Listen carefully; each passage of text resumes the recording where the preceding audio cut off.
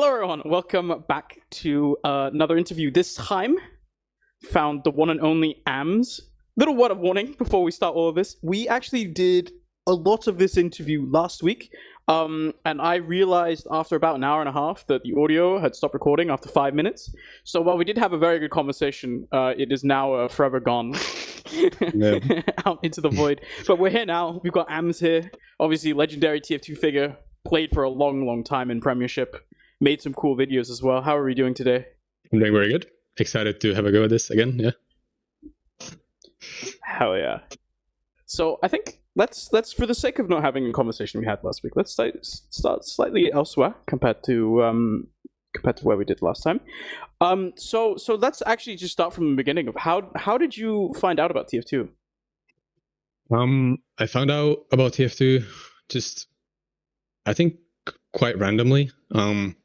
I was interested in the spy class. I'm not sure if it was just like a random YouTube video that I came across or something, but I remember being interested in the spy class, and that's why I got interested in the game. Watching like videos about spy online and just how that was like a very cool concept that I didn't see in other games. Like before that, I played a lot of like free to play MMOs because my brother played World of Warcraft. And I thought that was very cool, but World of Warcraft had a subscription model. And I was a poor kid, and my mom was like, no, we're not buying that for you because we're already buying that for your big brother. And I was a kid, so I wasn't able to do that. So instead we played like, me and my friends played a lot of like free to play MMOs like Runes of Magic. I mean, obviously RuneScape at some point, a bunch of stuff like this. We played some free-to-play FPS games too, like we played Combat Arms and stuff like this, but then eventually I just stumbled upon TF2 just by myself, and I was interested in the spy class, and I bought the orange box, and I played that for a while, but I played for like some months or something, and then I lost interest, and I only got back into it during when I went free-to-play. So I think that's when I like really started, like that's when there was no, turning back anymore after that, like. Ever since TF2 went free to play, I've played TF2 and pretty much exclusively TF2. Yeah. So talk to me a little bit about. So obviously you're playing, you're sort of discovering TF2 initially, and you're sort of really involved in the spy class as your thing. I assume this is where the initial sort of ninja. Yeah. If you go to AMS's YouTube channel and you look at the little username at the top, what you actually find is that his channel is called Ninja Elite. Which is so cool. So how did we go from Ninja Elite to sort of starting out your TF2 competitive TF2 career? Yeah, I was Ninja because there was a guy called OMFG Ninja on YouTube, and it was very cool. He was doing cool trick steps and stuff. I was interested in that guy. I wanted to be like him. I called myself Ninja1337 and made spy videos. And then how I progressed from there. Me and my real life friends got like we wanted to make a team and like compete. We wanted to make like a TF2 clan. And yeah, it was me and a couple of real life friends. The rest of the people, we had like one Swedish guy. I think we might have met him on a pub or something. And then the rest were like people from my class. We got like in, like they like, do you want to buy TF2 or like install TF2 and play in our clan? And they were like, yeah, sure. So that's how we got started. I remember I have a vague memory of like playing some scrim after, like getting into comp was like, it's probably hard, still like very hard, but it was much harder then because you had to figure out how to use like IRC to like find scrims and what like the divisions are and what the leagues people are playing in and what the rules are. So the first game we played, or first scrim we played, I think we played Granary against some like actual Div 6 team, which was the lowest Div at the time. And just getting like rolled, like trying to roll out to mid on like spy and NG and heavy, like we like theory crafted the setup on ourselves, but we didn't know about any, pre-existing meta. So we just went with what we thought was good. And obviously we got destroyed. And then from that point on, eventually, the team started having less and less of my real life friends and more just like actually people who wanted to play TF2. I mean, there was one of my real life friends who stuck around for a while, but some of them I kind of booted out, just like cut from the team because I put myself on medic and I actually wanted to play this thing. And these people, didn't really care. So I cut a bunch of my real life friends from my team. One of them stuck around for a while, but he wasn't very comfortable using his microphone, so he never really communicate it. So eventually he got the boot as well, or he left. I'm not sure what happened there, but yeah, then it ended up being like a Div 6 team called Team Sigma. Before all this Sigma stuff that you see now, we were way ahead of it. We were called Team Sigma, and we had a bunch of Lithuanian guys, one Swedish guy, and me and Medic. 12-year-old or 13-year-old me and Medic getting made fun of for having a squeaky voice. Yeah. So how is it? So you're already as a sort of 12, 13-year-old playing on a team of people from effectively all around Europe, right? Like there's the Lithuanians, the Swedish guys there. What is? Do you remember sort of anything specific? Almost, I think I'm trying to get to the point of like, this is for a 12, 13-year-old on a team having to communicate in a language that is not your first language as well, right? What is it like? Do you remember anything about being sort of this sort of 12, 13-year-old and trying to engage in this space?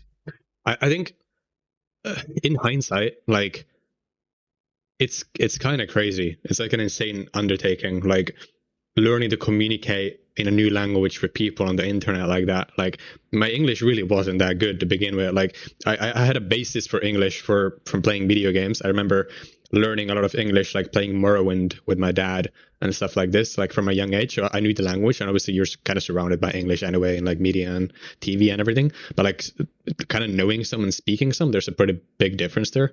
And I think it's kind of like one of the like kind of by accident, I did something really great for myself at a young age by getting involved in that. And it like, while my brain was still kind of developing, you know, I mean, I'm not saying that sitting inside and playing video games all day, not making friends or caring about school was the best thing in the world. But if there was something that I got out of it that was good, I think it was the language, which, you know, I think it definitely helped me to get into it at such a young age. And it definitely was like kind of shocking. Like it's in a way where like, if I now jumped into a Swedish speaking team and started learning Swedish with them, kind of same level of like crazy, like pretty big undertaking. So yeah, and it would definitely be harder now than it was then. I mean, I remember being nervous then and like being scared to open my mouth and like saying things wrong and like having this squeaky voice. But also I was these Lithuanian guys on my team, they were, I think, ranging from like 16 to 22 or something in age. So some of these guys were a lot more mature than I was, and they, you know, it kind of provided a nice environment for that too. They were all nice people. So I think, you know, in many ways I was kind of gifted there, like a nice environment to like learn something new. Because I think it's something that you notice when you see, or when you sort of listen to you speak, is a lot of the time when you meet Finnish guys online, they all tend to have really, really strong Finnish accents. You kind of don't, right? Yeah. Is that on purpose, that you don't sort of sound, I mean, obviously there's still a bit of Finnish in you, right? But it's no way near as strong as if, you know, you listen to like old Boskari interviews. You ever hear Hemstrand talk? It's very, very strong. So compared to them, it's a lot less. Is that intentional? Yeah, I think a lot of Finns just don't really try that much, or a lot of Finns probably don't just generally spend as much time talking with English people online. I think a lot of them kind of stick with each other. They play with each other, which is fine. Also, like I said, I started at a very young age. Like my brain was more adaptable, I assume. So I think that probably has to do with it. Yeah, I think there's a lot of reasons like that. But also, yeah, I probably did care. I was quite self-conscious about what I sounded like and how good my English was. So like I think it's something that it's like a meme inside Finland that people laugh at. It's like the rally English, you know, Finnish guy trying to speak English and sounding really funny. I think there probably was some subconscious part of me that didn't want to be that guy. But yeah, I think it's just starting so early and just like actually maybe caring about it a little bit. And, you know, I think many more Finns would be the same way if they actually cared. But I think it's also kind of like they probably enjoy getting humored a little bit about it and it being a part of their personality, which I think is cool, you know. It's fine. It just wasn't, you know, I wouldn't want to sound like that. No offense. Yeah. There's if you go on ETF12, this is an exercise I wouldn't recommend for any of the viewers, but if you get really bored one day, I guess you can sort of scroll all the way back onto the ETF12 archives, and if you go all the way back for long enough, you scroll all the way down, you hit this post, which is a cheating ban post, and you will see AMS's profile on the list of banned users for a year. for cheating. What happened there? Someone must have used my computer or something. I don't know. No, yeah, it's I mean, it's at this point I might as well be completely honest about it because it's such a long time ago, right? But I was, like I said, I was a child, not a particularly smart child like most children.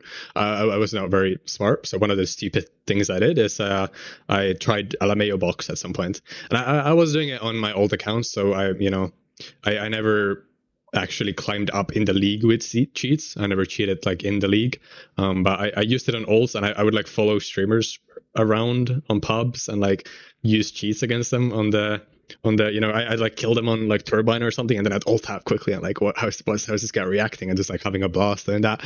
And then doing all that, I had like a bunch of ults, and then all of the ults got banned and my main account got banned as well. So to this day, I don't know if they somehow connected all the accounts to my IP or I don't know how back works in that way. Maybe I actually was dumb enough to load the cheats on my main at some point. I don't know, but yeah, either way, I got banned for a year, and just like for that year, I mean, I was in a team at the time with some, like I said, way more mature people than I was. There was a Swedish guy who was just like super smart guy. And he was kind of like my mentor, you could say. He was always talking to me like, oh, I see potential in you, and your DM is so good. You're just a stupid kid, but one day you're gonna be good. That's kind of the way he talked to me and the way he was. And he was so like, I don't know, disappointed in me for that. And he was telling me like, you're so stupid. Like this will like ruin your reputation forever. Like this is something people will always talk about when your name gets brought up. And it's like you're really fucked up here. But I kind of ignored all that, and I just kept grinding. It didn't really phase me. When I saw my main got banned, I mean, yeah, probably a little bit for a couple of days. I was a bit upset about it, but I didn't. At no point was I like done with TF2.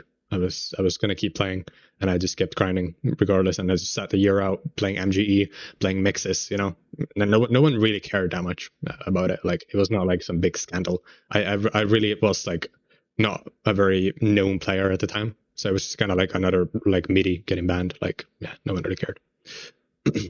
So talk to me about what you did. So you even mentioned it yourself. You say that you get banned, but and then you say it doesn't really phase you. You keep playing the game a lot anyway. Because I think what I would assume would happen to most people, they get banned in this way, even if it's legit or not. Like, who cares? Like, you would probably just take a break. Like, this is a very sort of easy sort of forced timeout.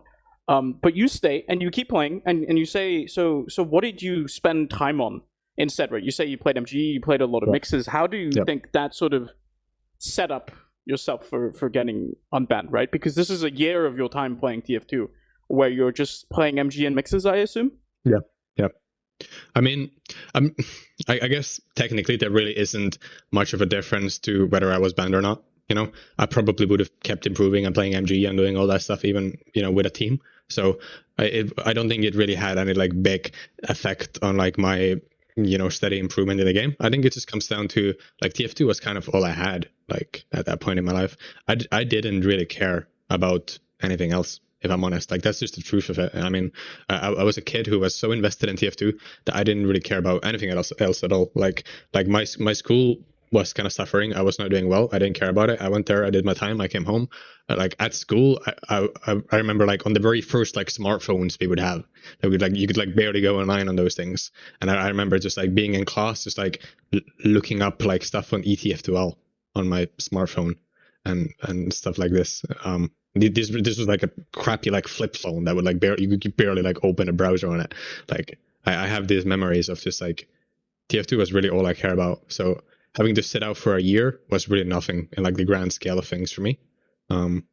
It was like, I lived and breathed TF2 as a kid, for better or for worse. So yeah, it was what it was, but it didn't faze me at all. Yeah. Do you remember what grabbed you in such a way?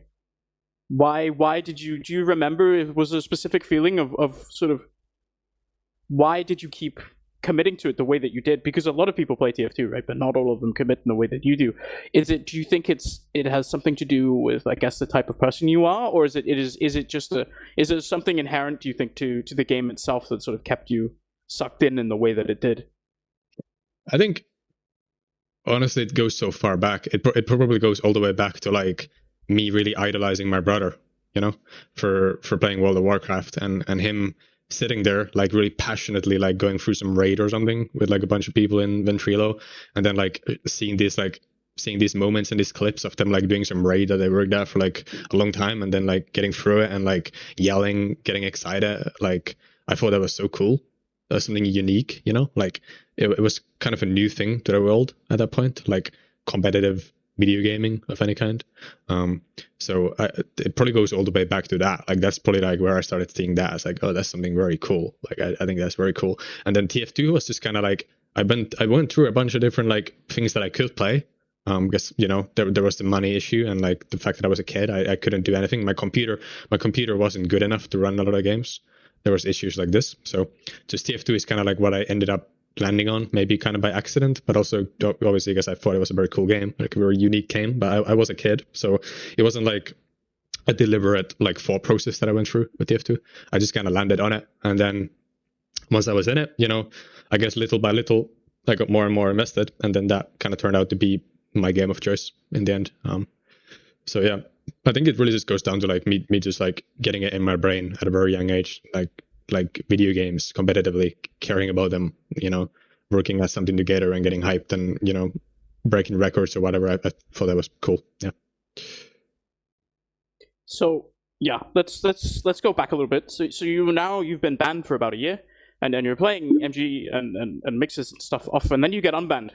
And then what happens now, right? There's this sort of we go from you being banned in sort of the overall history of AMS. You get banned for a year, and then you come back and on a team that I assume eventually becomes Crack Clan a little while later. What happens in that period, right? Yeah, I get unbanned. They had a guy they were playing with, kind of like keeping my spot warm for me. He was like part of the circle jerk, guy called Eps. He was in a lot of frag videos and stuff back then, so some people might remember him. I think he was kind of like keeping my spot warm for me. He was like playing for them in my place. I don't remember how exactly the roster kind of came together, but I think during my ban, I was still so invested in this particular group of people that it was kind of like, it was just like, when does AMS get unbanned? So we can put him back in and play, you know, the future with him. So this team, this Div 6-5 team, was a team with a lot of these Lithuanian people. Then it eventually melded with another team that then became this like team that went from Div 4 to Div 3. And in Div 4, I think we were called something like No Piggies or something. And then we somehow got in touch with the Crack Clan guys. And the Crack Clan org had been away from TF2 for a while. So they had this Prem team. Something happened with that. There was a bunch of drama. You know, Ips could tell you all about it. I don't remember any of it. There was a bunch of drama. Crackline stopped being involved, and then they started being involved again with our Div 3 team. And we were kind of like in it because it was like prestigious organization, cool avatar, logo, you know, tags. That's why we were doing it. We didn't. It was more like a community thing. I remember it being a little bit ridiculous in some ways because it was like they wanted us to like participate on their forums that were kind of dead. They wanted to like build a community. So it was like, rather than being like an esports org, it was more like a community that they wanted to build. And then, you know, there was some stuff with that. But yeah, that team became Crackline in Div 3. And yeah, I think during that break, when I was banned, that team just kind of like continued to exist without me. And just slowly, you know, we were grinding mixes and stuff. It was kind of like we merged like mixing with me, the band player, and then they kind of played Office without me, with someone else. I think that's what we did. And yeah, within those few years, I think it went from like Div 5, Div 4, Div 3. And the Div 3 team was Crack Clan. Yeah. Do you remember, is there sort of a sort of, you talk about it kind of being the same circle jerk. Is it the same people that you're playing these AMS mixes with when you're around that Div 4 level that kind of end up joining Crack Clan, or are you swapping out players? It's kind of the same core. I mean, names that come to mind is like Beetle, who played Pugs not too long ago, still was a guy who played a lot of Pugs. There was Beetle, there was Potato Ninja, Danish guy, there was Dawn, Swedish guy, Getfu, Swedish guy, Miki, Hungarian guy.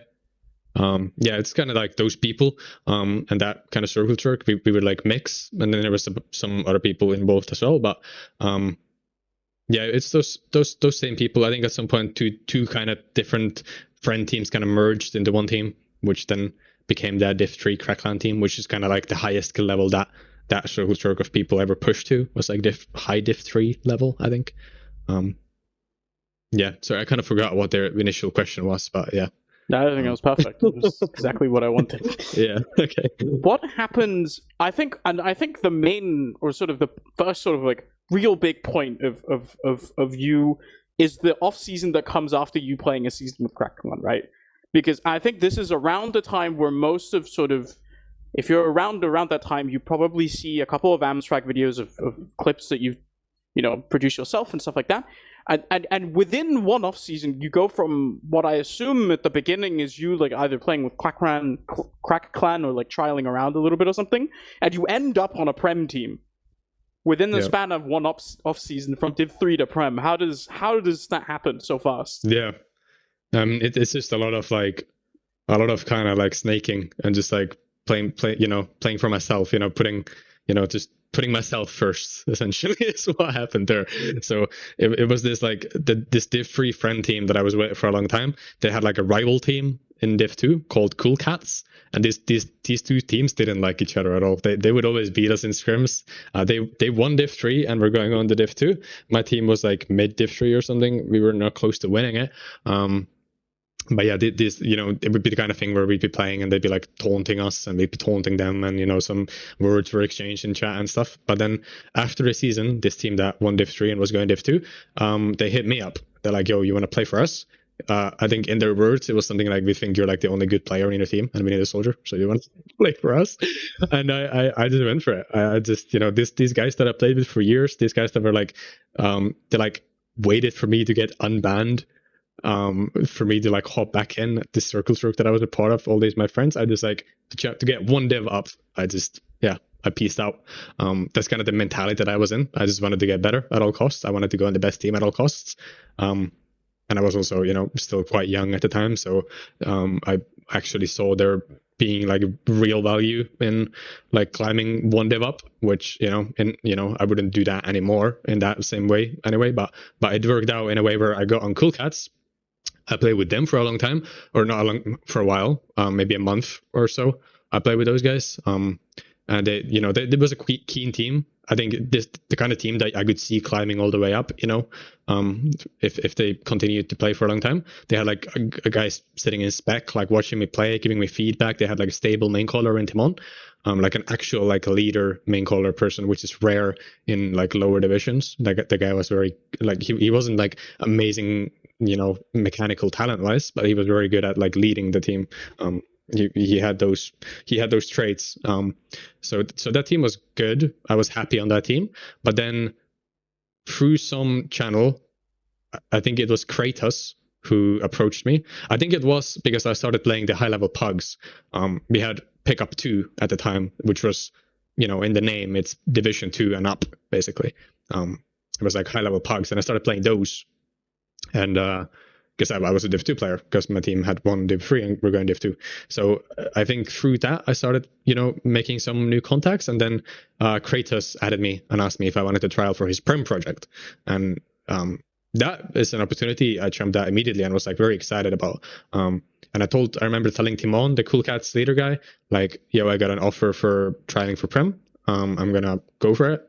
And then he was essentially saying like, yeah, you go do that, but if you do that, you're out. So yeah, I essentially got caught for doing that, but I decided to do that anyway. The trials didn't actually go like super well. You could tell I wasn't really like ready for that level.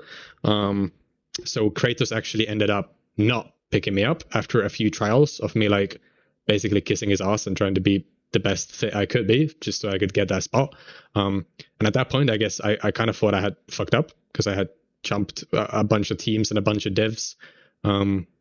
And I was like, left teamless at the end. But then just out of nowhere, I see Zebbosai add me on Steam. BK Zebbosai added me. I accept it straight away. And he's like, yo, I saw your frag video. You want to trial? I was like, yep, I'll trial. I hop in.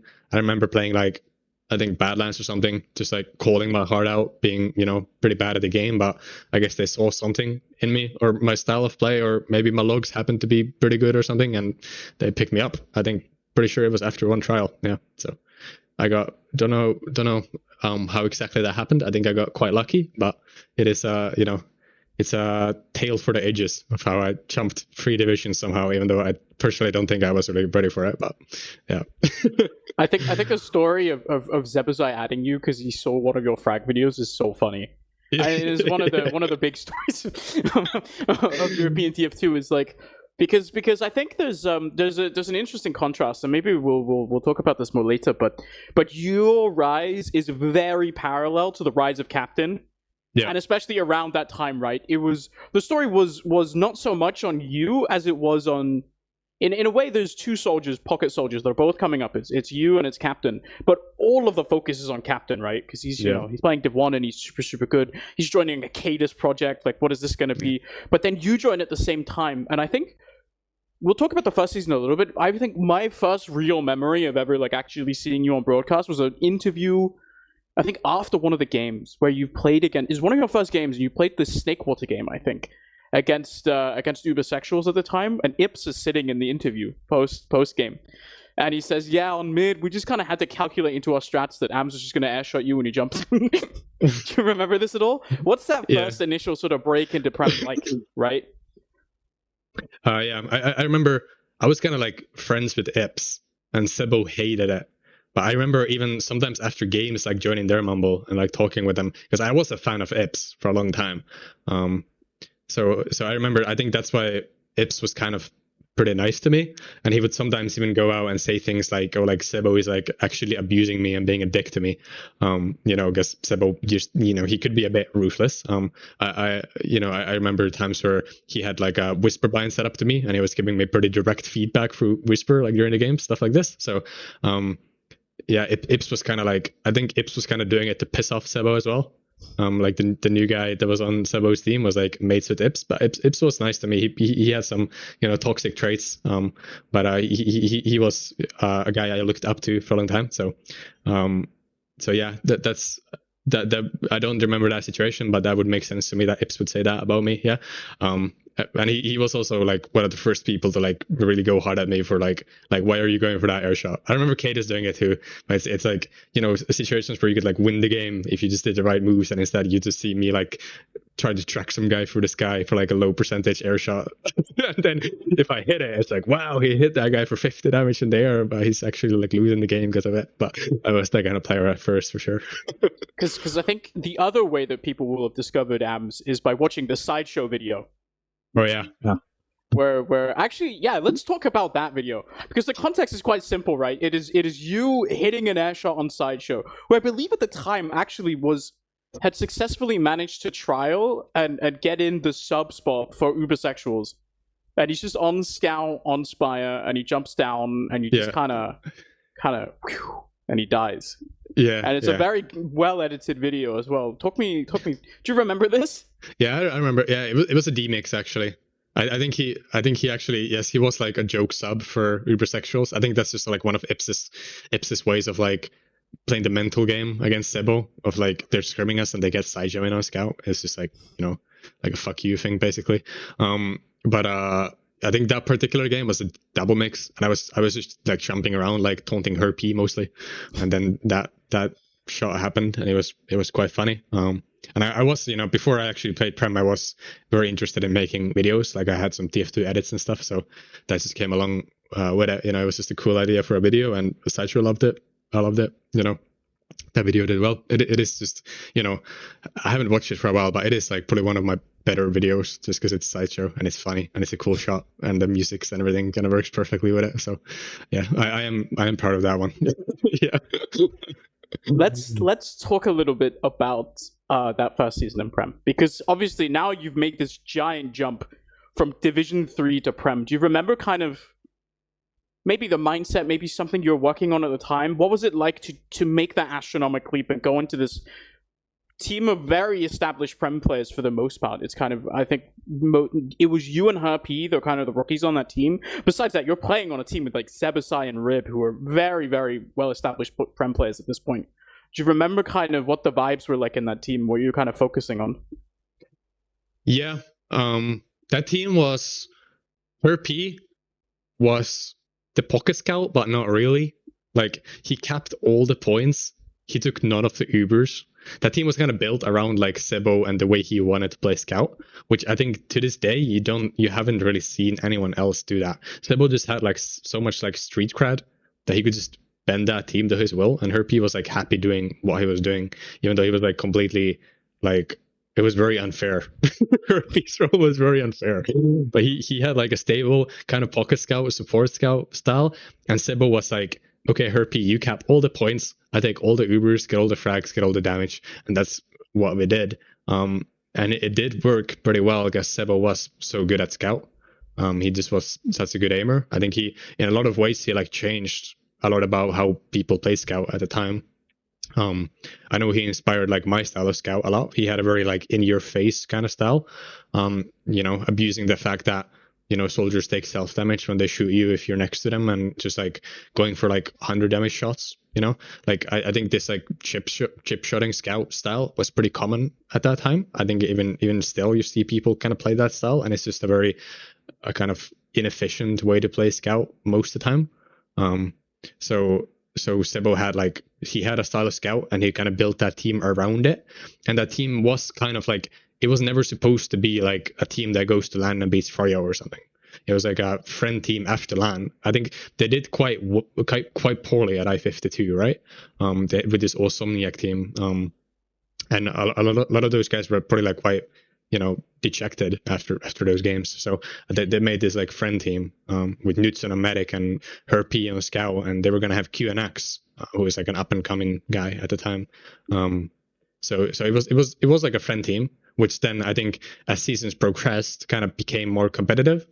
And I think Ips kind of knew like what he was doing there, because I think he managed to provoke Zebo, I think, in many ways, and Samzi as well, like taunting Zebo every time he won a 1v1 against him or something. Like guess they had an actual like competitive team. Like they what Ips did was kind of, he came into the void that was after that LAN in EUTF2 and just like took the best players of what's left and just made like a team that was going to win. And Zebo's team was like kind of the only team, our team was the only team that was able to contest it, but we just didn't have the skill that they did in the end. Like Zebo was up there, Rib obviously up there, Sapis was off-classing, Knudsen was not you know, a top Prem player like ever, in my opinion, even though that guy was lovely and he was pretty smart and everything. He just mechanically, I think, was not it for like a top team. So that team was a friend team, but then eventually became more and more competitive. Yeah, I think that would then eventually like lead to some people like me and P getting cut from it, and you know, the next era coming in after we failed to beat Ips's team for a couple of seasons in a row there, which really was not going to happen with you know, new guys like me, and just the way that team was built. There just wasn't enough like raw skill in that team. Zebo couldn't carry it on his own for us to beat like an actual top Prem team. I'm a bit interested in your kind of relationship with Zebbosai, because obviously the beginning point is he thinks that you have good aim, I assume, and he must have seen some kind of raw potential in you. What was it like to be kind of, I guess in some ways, like almost directly, like you were talking earlier about him having a whisper bind to constantly talk to you. How was it effective? This sort of very, I guess, aggressive style of coaching, almost like live coaching from Zebbosai. How was that relationship like between you two? Yeah, no, I loved Zebo. I never had like any.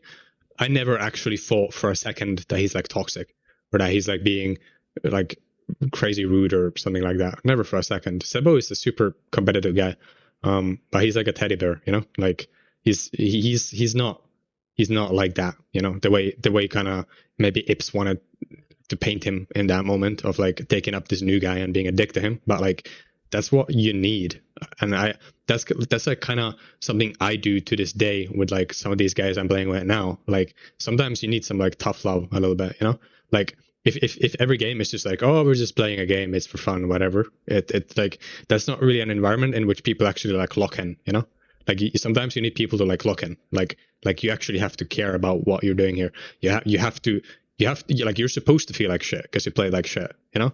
Like how are you gonna feel good about playing good if you don't feel like shit when you're playing like shit, you know? It's like it's pretty basic. Like this kind of like like a little bit of a snowflake attitude of like, oh, just be like really nice to all your teammates, and like it doesn't matter, you lose, it's just a game. It's like, yeah, but you're here, you're playing 3, 4, 5 nights a week, you're playing this game, trying to get good at it. Like, I think if you don't care about it at that point, if you're just saying it's just a game, then you're just wasting your time. Like, you just go do something else, like that's kind of the attitude. And I think to this day that attitude is like, it's good, it's a good attitude. Obviously you can go too far with it. You shouldn't be like, you should never make things too personal or be like too toxic or something, but Sebo never did that. Like, I remember having in teams after, when I played with Sebo, that one team, a long time after, I remember having like very, very, very, very, like, I don't know, crazy arguments with Sebo about the way we played, because I had played for, I'm kind of skipping ahead here just for like a little bit. The way TF2 was played then, the meta went a lot in the kind of 7 direction of like slow gameplay, which Sebo hated at. So when Sebo played with us, he was watching these teams play. Like, I think he was watching this papi team at the time play and watching them like take a push to last. And the way this team would like regroup, heal up, buff people up, 100% Uber, walk through the doors, check stickies. I remember Sebo watching that and just going like, no, go, what are you doing, just push, like just push, you have flat. That's kind of like how Sebo saw it, and I was kind of trying to like bring balance to that. So I remember having some like very heated arguments with Sebo, like actual like us almost like yelling at each other and mumble about this stuff, like me telling him like, you can't do that, that's retarded, don't do that. And Sebo is like, no, you're stupid, you're too slow, you're not, this kind of arguments. I remember Condawg like listening into one of those, like, and I'm saying something like, oh, that feel when mom and dad has a fight or something like that. It's like me and Sebo would have those moments later on when I actually started like speaking more back to him. But never for 1 second did I ever think Sebo was in any way a bad person. And when I saw him at LAN, like, I love the guy. It never got personal at all. Like, not even one bit. Like, he's one of my favorite people ever in TF2. And all that like beef and all those arguments were just game related. And I think that's what's beautiful about it. There never was like any doubt that like, oh, this guy actually hates me now. Like, never. It was always just, we're just arguing about the game because we're both gonna win, and that's it. Yeah. So yes, okay.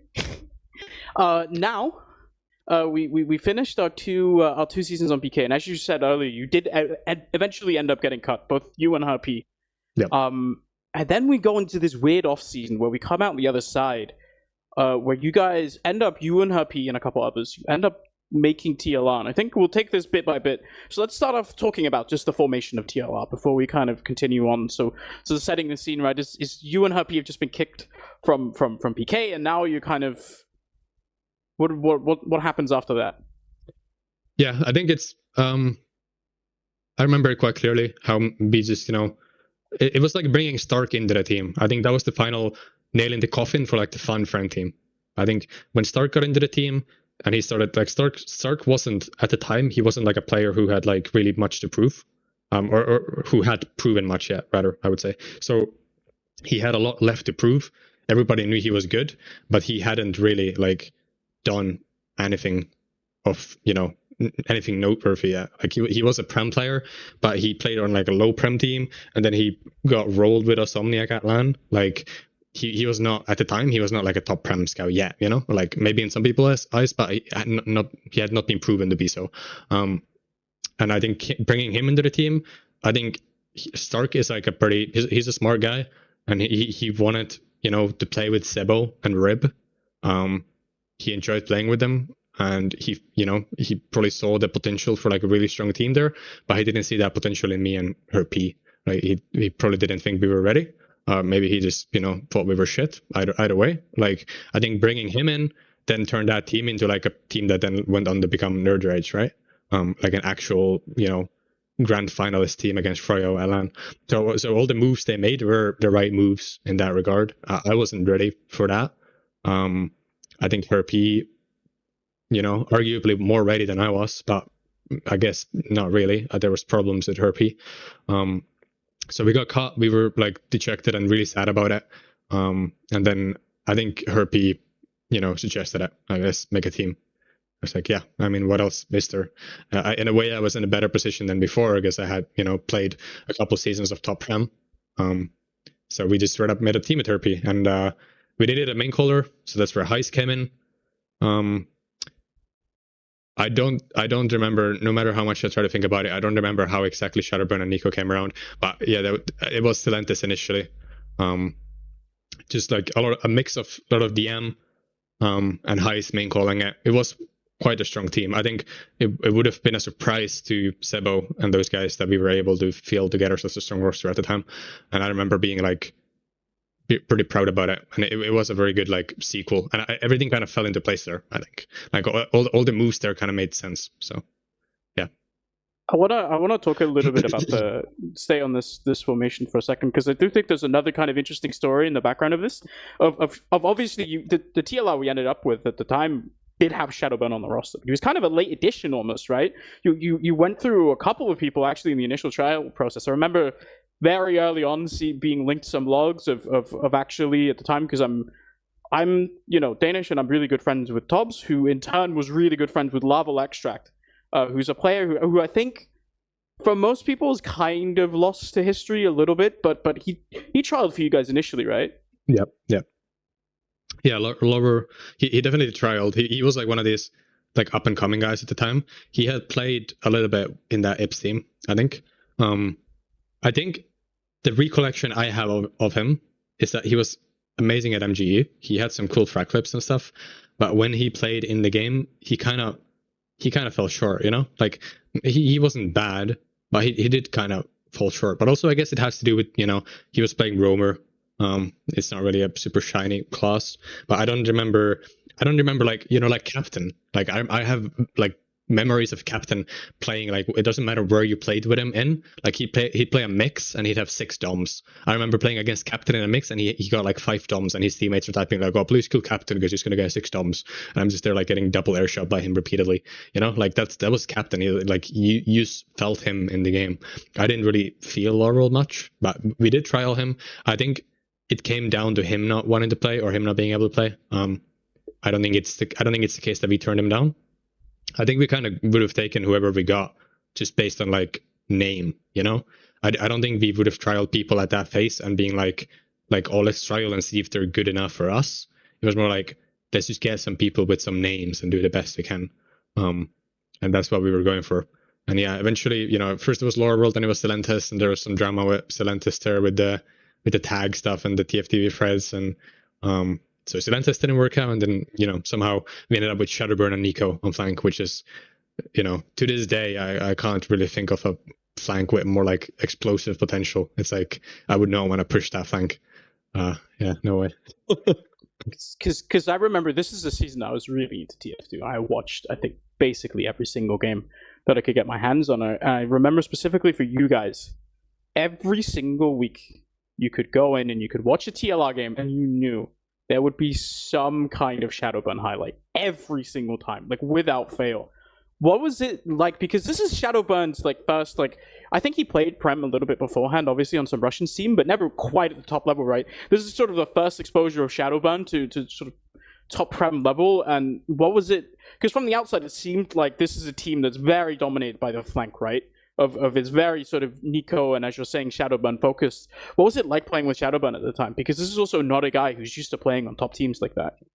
Yeah, I think Shadowburn is just like we call him like a genetic freak, It's I kind of put him in the same category as people like MG Mike, Like Mike did more in TF2, but I think in some ways I would put Shadowburn above Mike in like raw skill. I really would. I think he's the kind of guy who just he would just put his team on his back, That's what he did. But like he just kind of without fail just pulled things out of his ass that were just insane. That's kind of how he was. I think like the only player that really reminds me of Shadowburn, even though it's a weird comparison and like multiple eras apart, but like Fancy Elf is kind of like that, like just constantly like doing crazy things, and when he should be dead, he's not actually dead, but he's got 3 kills, that kind of stuff. That's like really the only player I play with, and I guess I never played on a team with Mike. Maybe that's like maybe someone's gonna be like think I'm insane for saying Shadowburn was better than Mike, and in a way, like obviously that's true. Mike did a lot more in TF2, but just to like contrast and compare, like he's he was that kind of player, and in a way it's like in hindsight, it's like makes me think like, what if he had like a better pocket soldier with him? You know, like what if he had a better team? How far could he have gone in TF2? Because at the time, like people were kind of putting him down as people do. I think it's like a top Prem kind of thing, you know. It's like you look at some top player without like naming any names in particular, but it's kind of always been a thing where these top players, they kind of like, because they're at the top, they're kind of having to like look behind their back all the time at these guys coming up, and more of it than not, if you got someone good coming up like Runs, for example, like people are gonna at the top, they're gonna shit on him.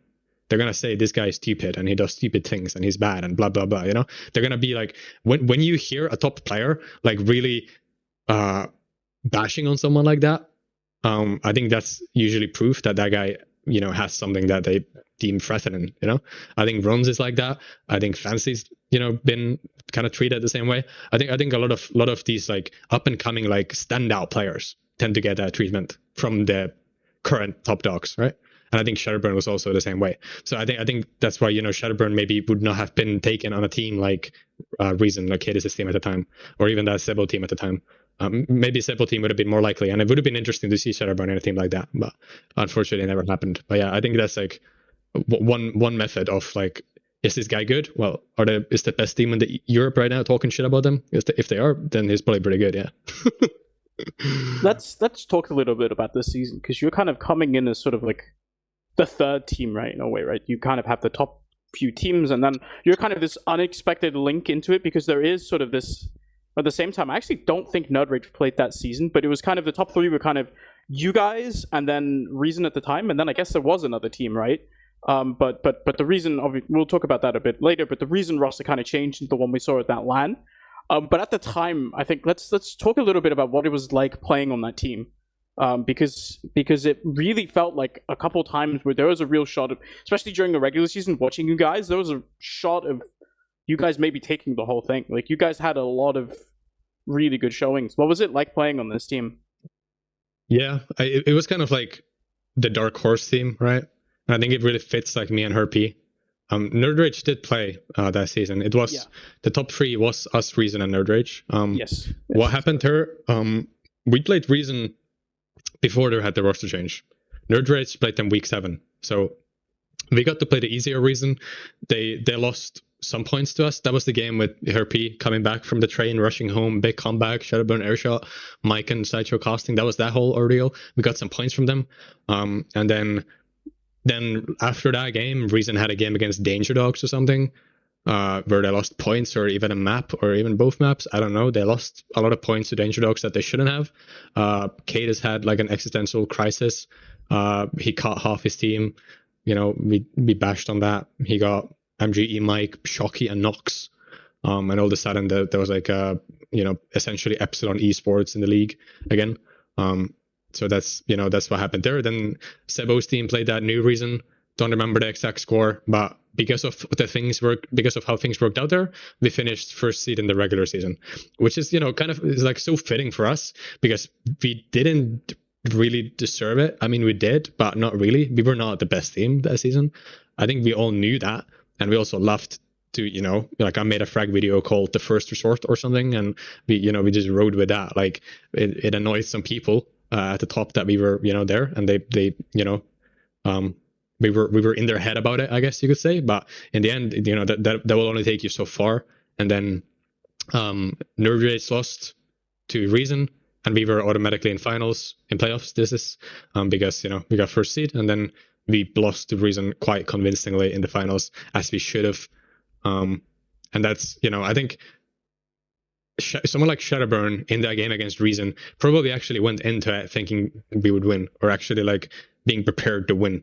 Someone like me went into that expecting to lose it. And I think that there's like a difference there. I think it shows like a difference in our like fundamental skill and just like trust in our own abilities at that time. And that's what I mean when I say like it would have been interesting to see Shadowburn play with perhaps some better players. Because I was a Prem player at the time. I had some good games and stuff, but going into those big playoff games against these top teams, I was not ready.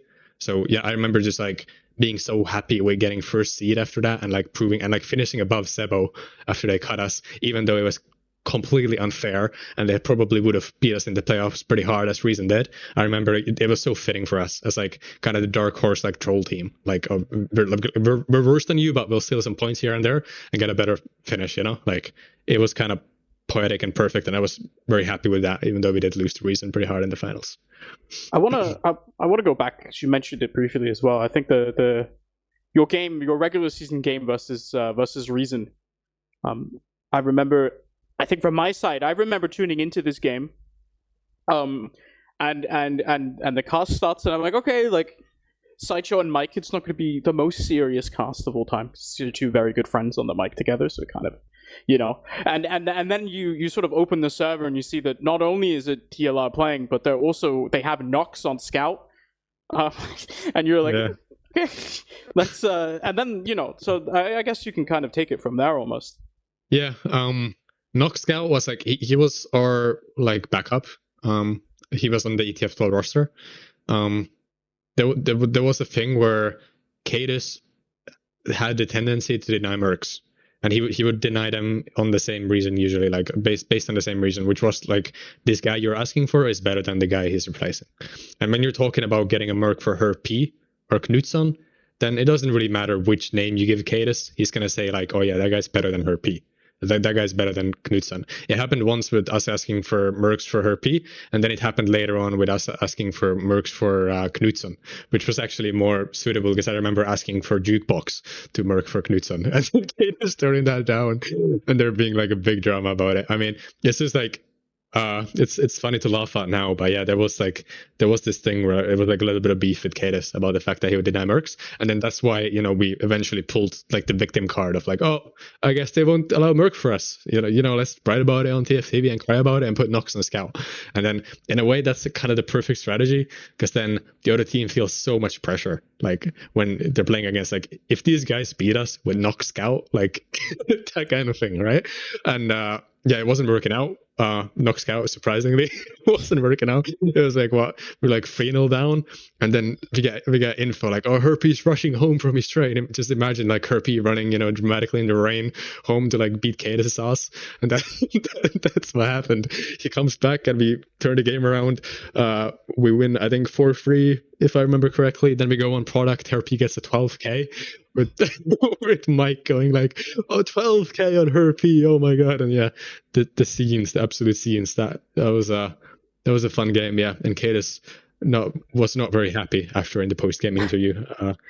Yeah, it's good memories, that team was rough for kaidus. There was a lot of, it was kind of like he took some new players, made a team with them, and then there were some weak spots, some really promising guys like Kaptain and Happy Call, and then he kept the good ones, got the worst ones out. I mean, it's kind of like in hindsight, it's kind of a textbook, like build a super team with some new blood. Like kaidus kind of does all that perfectly, and he's a competitive guy, so obviously he's going to cry about stuff every now and then. But yeah, it's just good memories, and I think he would remember them as good, funny memories too. I think it's particularly funny that it's like the Herpy factor supposedly changed everything, changed the tides, because Herpy was not someone that they thought was very good at the time, so it was quite funny.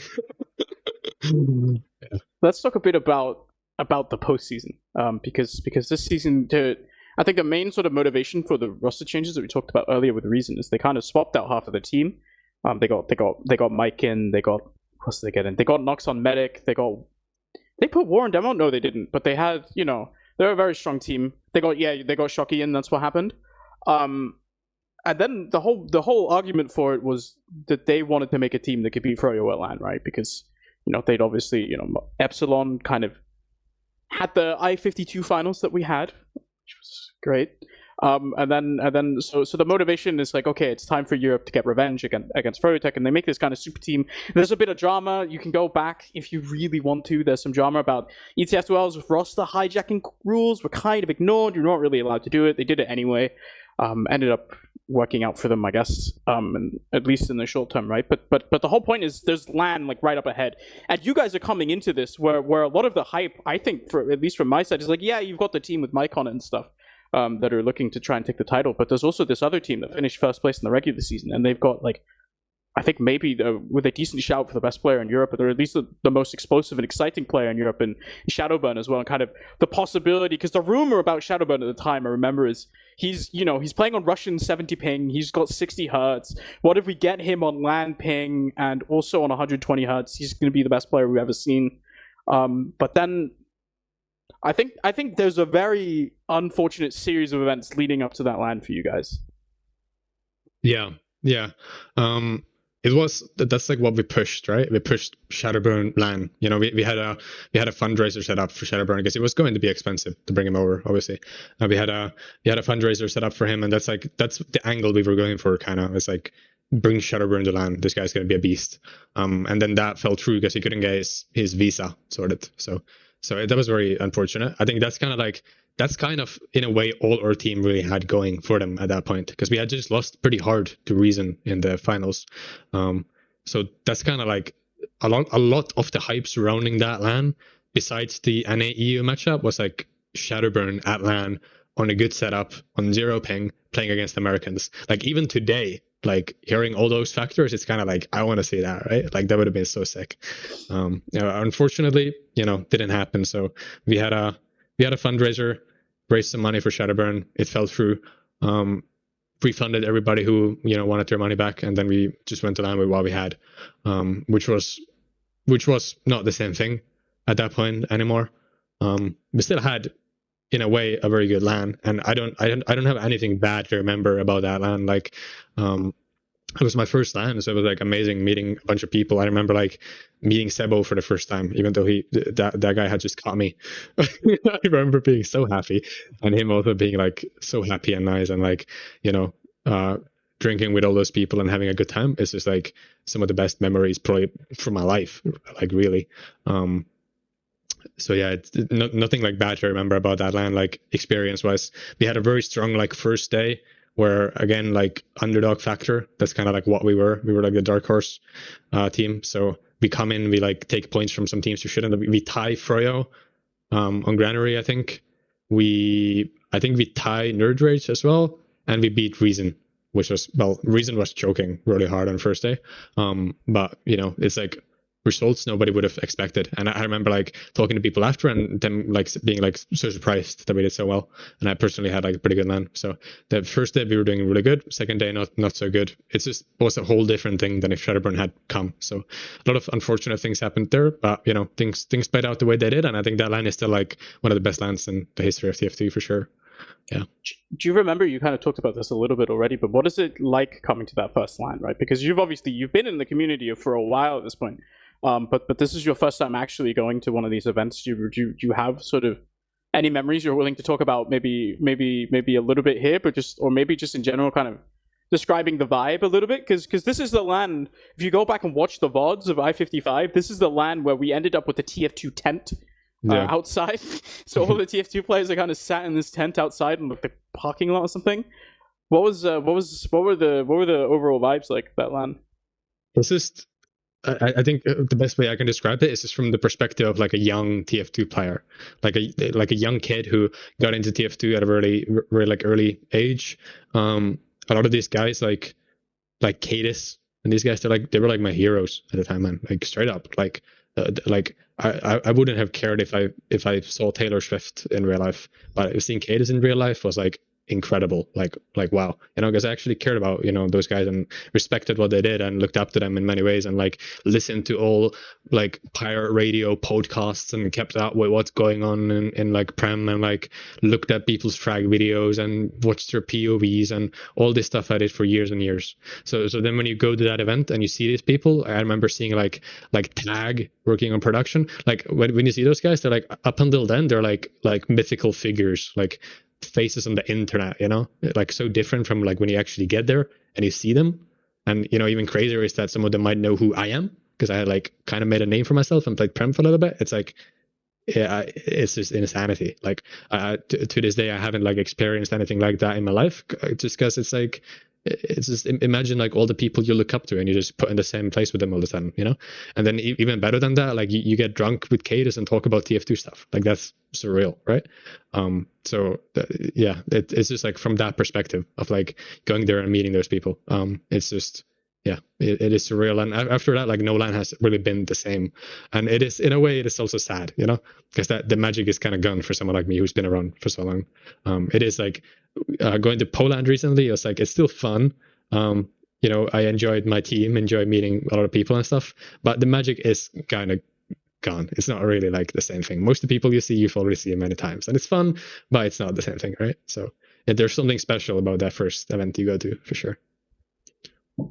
Do you remember, because this is the first time that you end up playing against the Americans? You ended up losing a really close best of 3 in 2 maps to Ascent at the time. There's the clip where I think where Warrior gets like triple Ash on Spire or something like that. Yeah. But do you remember that this is sort of your first? It's not your first meeting with playing Americans. You had that actually during the last season. You did a show match for fundraising, I think, as well, right? Versus Ascent NA, or just Ascent at the time, where you know Shadowburn gets the 6k on Sunshine, and then he also double air shots Rando twice on Balcony on Badlands mid. But this is sort of, I guess, your sort of real first opportunity to play the Americans. Do you remember feeling anything different compared to sort of the European teams you're used to? I think back then the meta, they were closer than they are now. I think as time has went on from those days and with the 7 stuff in TF2, I think the metas kind of grew further apart. I think back then they were a fair bit closer. I don't remember being like particularly like culture shocked by their playstyle. But I also don't remember like respecting them that much. Like that Ascent NA team, I don't remember like respecting, like coming off of it like, whoa, those guys are crazy, you know? Like wasn't really anything that special. I think in hindsight, like it's easy to say like, but we really should have beat them. And I think with Shadowburn we would have beat them pretty hard. But you know, that's like, it means that you're nothing saying that at this point. It's like whatever. And I'm not like super upset about that or something. But it wasn't like at the time, like because I have had series against froyo where I've come off it like, wow, like okay, that's intense, you know. It wasn't that case there. Like it was different. There was just like a slight skill diff between the teams, I'd say, that resulted in it being the way it was. So yeah, I don't have like super vivid memories of what exactly happened in those games and how I did and how they did. I just remember it being like a close game, and I do remember like seeing those highlights of like War getting tripled. But yeah, I also remember being a bit upset about losing to Rando, so I didn't think he was that great. But you know, no shade. He was gonna. He was like a shotgun pocket soldier player for a while, right? So it's kind of like I kind of thought I was better at his style than he was, but you know, losing someone to someone like that kind of stings. But you know, respect to Rando still. He's a legend of the game as well. What happened after LAN? Because of it, we did get a TLR the season afterwards, but it was a very different roster compared to sort of what you've done in the season past, and also compared to the one that we saw on LAN. Do you remember specifically what happened? Yeah. Sorry, when? What happened? After I-55, you go to I-55, and then you come home, and we get the next ETF12 season. Yeah. I think at the LAN, I was talking to kaidus a lot, you know, like following him around, you know, talking to him about stuff. And I remember him kind of vibing with me. We made some plans with kaidus for like, you know, as you do at LAN. I think most people who have been at LAN know that this is how it goes. You play the games are over. You know, there's closure on like some, you know, segment of TF2 with a lot of teams dying and stuff. And then what you do next is you walk around with people, you know, drunkenly talk about your future with them in TF2. And we did this with kaidus a little bit, where I actually had a shot at making a team with kaidus there. And we actually continued it after the LAN as well, where we talked about stuff.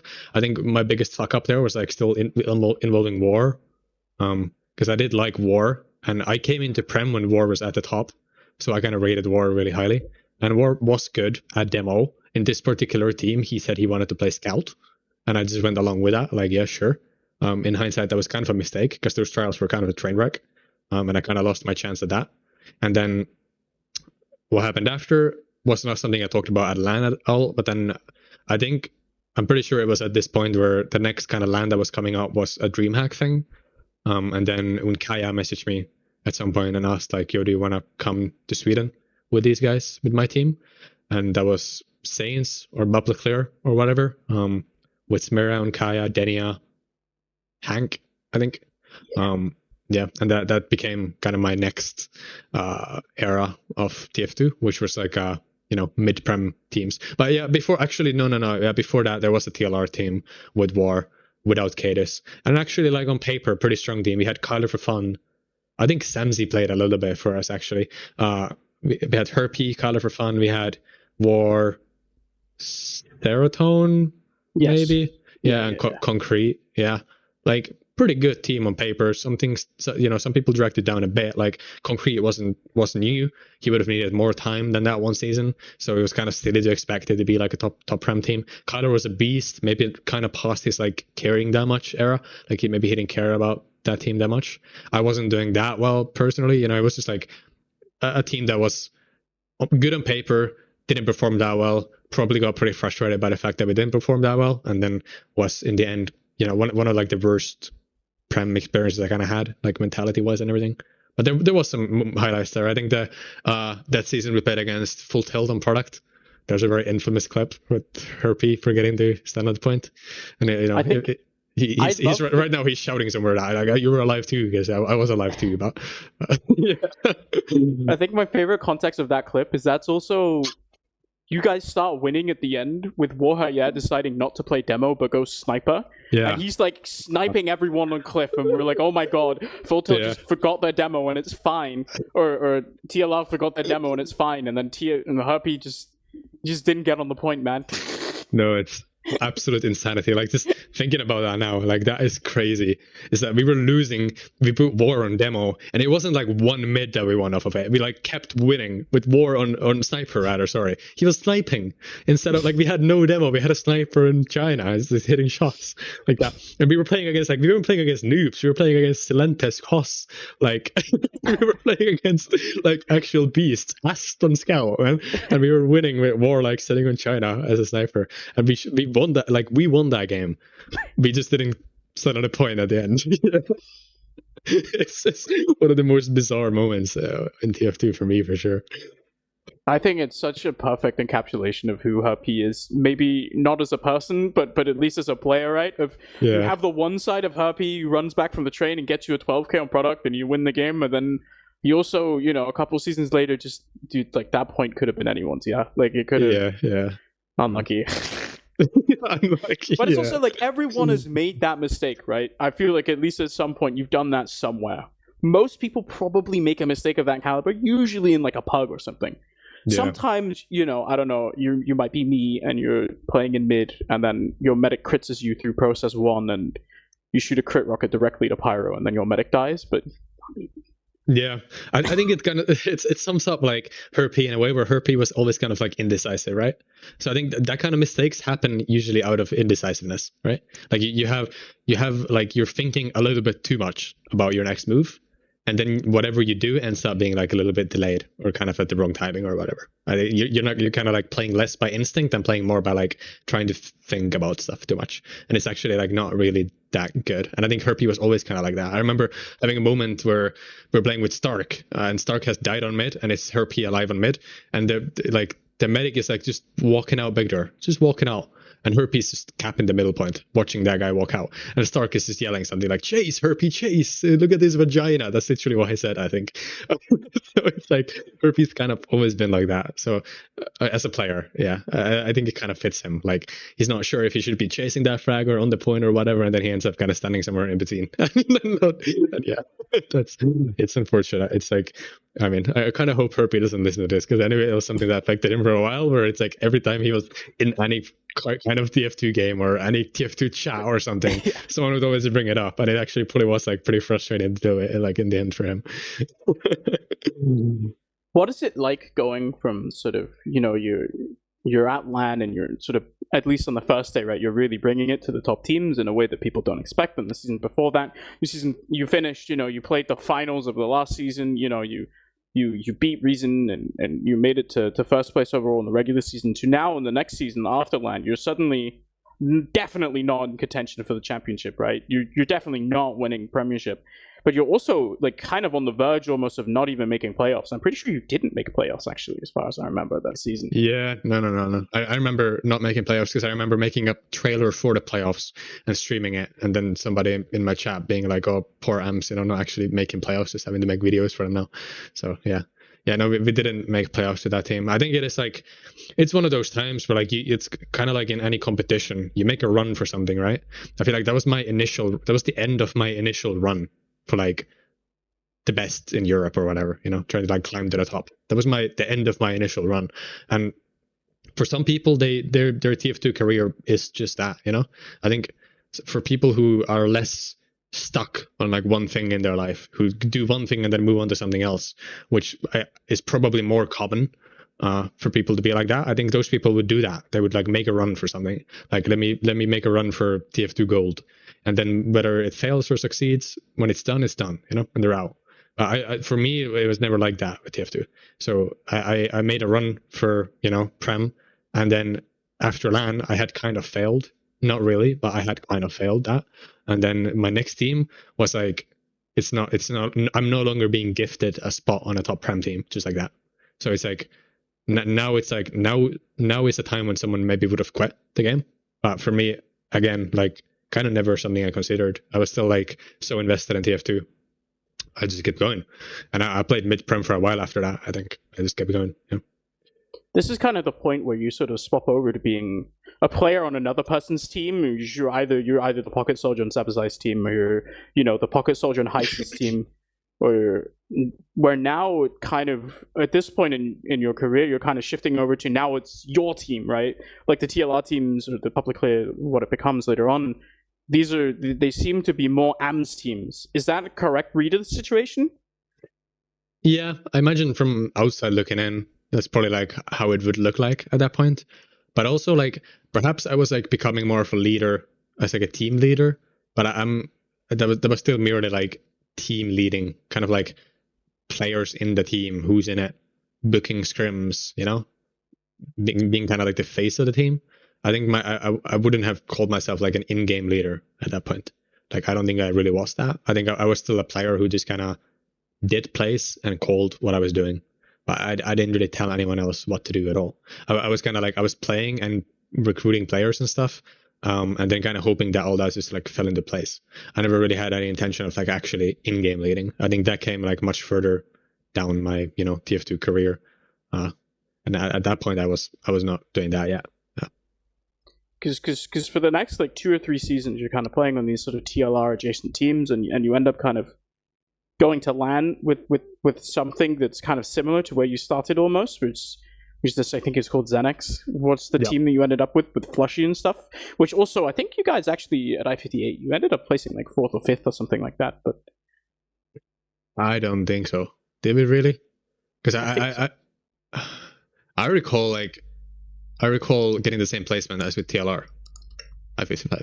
Was it that good? I would have thought it's like 6th. I guess it doesn't matter that much. But yeah. I would have guessed like 6th. Because this was okay. Yeah, you got 5th. Okay. Yes. Yeah. This is the wait, no, that's the group placing. Yeah, you got 5th, 6th.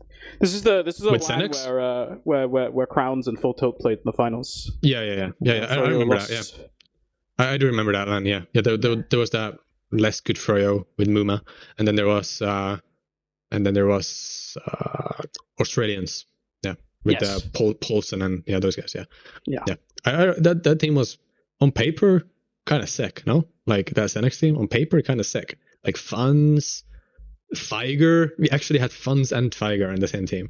Flushy, I mean, Flushy was like at that point a little bit of an old man, but still like mechanically like brilliant medic. Also kind of like a competitive guy, like competitive mindset. I mean, there was a time where I really disliked Flushy because he would kind of like he would talk a lot, like he talked a good amount of shit to his opponents and stuff. I kind of disliked him, but when I actually played with him, I did get kind of a respect for the guy. I think he does care and he wants to tell people to be better, but he also is the kind of guy, like I think there was times where he was kind of toying with like, I don't know if Smira is good enough, I don't know if he's gonna put the hours in to be good enough, that kind of guy. So he wanted to be good, but also he probably would have been he probably would have been ready to like throw some people out just to have like a better team, you know. So he also did kind of want to take those shortcuts, kind of. But yeah, good team on paper, insane team. Yeah. Do you have any memories of playing with Shocky? Because this is kind of post-prime Shocky. Yeah. What's it like playing with a guy who just he's still playing as well? He has so much experience. What's he like as a teammate? I hated it. I hated him. No, for real. And the Shocky of today that's been playing now, that's like, I think kind of like the only guy besides me who's still around at this level. Insane. And like having met him at LAN again, super nice, super mature guy. From what I've seen and heard, the way he plays with his team, like smart, you know, has his own like crazy style, kind of like carefree style, but super effective and smart. Like played on some very high level teams recently, like the German teams. They've done very well, right? So that Shocky that I'm talking about from the past is very different from the Shocky that's playing now. The Shocky that played on Xenex, hated that guy. like he didn't give a shit. Like he like I remember like us, like, you know, before some important game or something, like getting in like a circle by our computers, you know, and being like trying to like hype ourselves up or something, being like, let's go boys, let's go, you know, everybody putting their hand in the bunch, and like Shocky's doing it like smirking. I'm just thinking to myself, like, look at this guy, like, fuck this guy, man. Like he doesn't want to be here, he doesn't care. And in the games he like didn't call anything. I think he had some like mate sitting behind him watching him play, and he would just like, we'd play a mid fight and this dude would take his headphones off and talk German with this dude behind him on, you know, his computer. Like I thought that was very disrespectful, and I didn't like that at all. He was not caring about it the same way we did, and that's kind of like the idea I had of Shocky. And he also wasn't that amazing at the time. Like I think it's kind of like he was still young. He had played on EPSI, so whatever he did after probably felt like peanuts, you know, compared to what was before. And I think the Shocky you see now is like a matured version of that, you know, like, so it's very different. I think it's just like he was younger back then, so that's what it was. But yeah, it was not a good experience. I think that he in that team he was like one of the people who kind of dragged it down. It's kind of like, let's get Shocky because he's insane. Like, oh yeah, Stefan's insane, but then he actually didn't care at all. So we might as well have had just fucking added a bot to the server. It would have been the same kind of thing, you know, like, yeah. This is, after this LAN, this is when we start really seeing the AMS from Pocket Soldier to Scout transition. Do you remember sort of the initial mindset that you had of making this swap over to the different class? Yeah, I think I made that decision like kind of at LAN with Xenex. I think it's something I wanted to do for a while. I played some Scout and Pugs and stuff like this. I thought I was quite good at it. I was pretty inspired by Zebbo's style of Scout, kind of like selfish pocket Scout, confident style. I think that confidence part was very important for me there to like make that switch. I told some people on my team, like Smira and Flushy, that I'm gonna play Scout. I was willing to do it with them and keep that team alive because they wanted to do that, but they didn't want me to do that. So it was kind of like, in the end, it was kind of like a mutual like cut, because I didn't want to keep playing Soldier. They didn't think I was good enough on Scout. So I went and made my own team with, you know, Muria, Boskari became Sauna Slayers, half Finnish, half something else team. And yeah, I kind of owned my old team in some scrims before they died. So I think I was just so confident on Scout. I think even though like looking back at it, like if I watched a demo of myself now playing Scout, then I was just kind of frag hunting and just abusing the fact that the class is broken. Like, and it wasn't like my aiming wasn't like, oh, this guy's like a next generation like aiming god. It was just like aim was pretty good. I played a pretty confident cocky style with a lot of heals.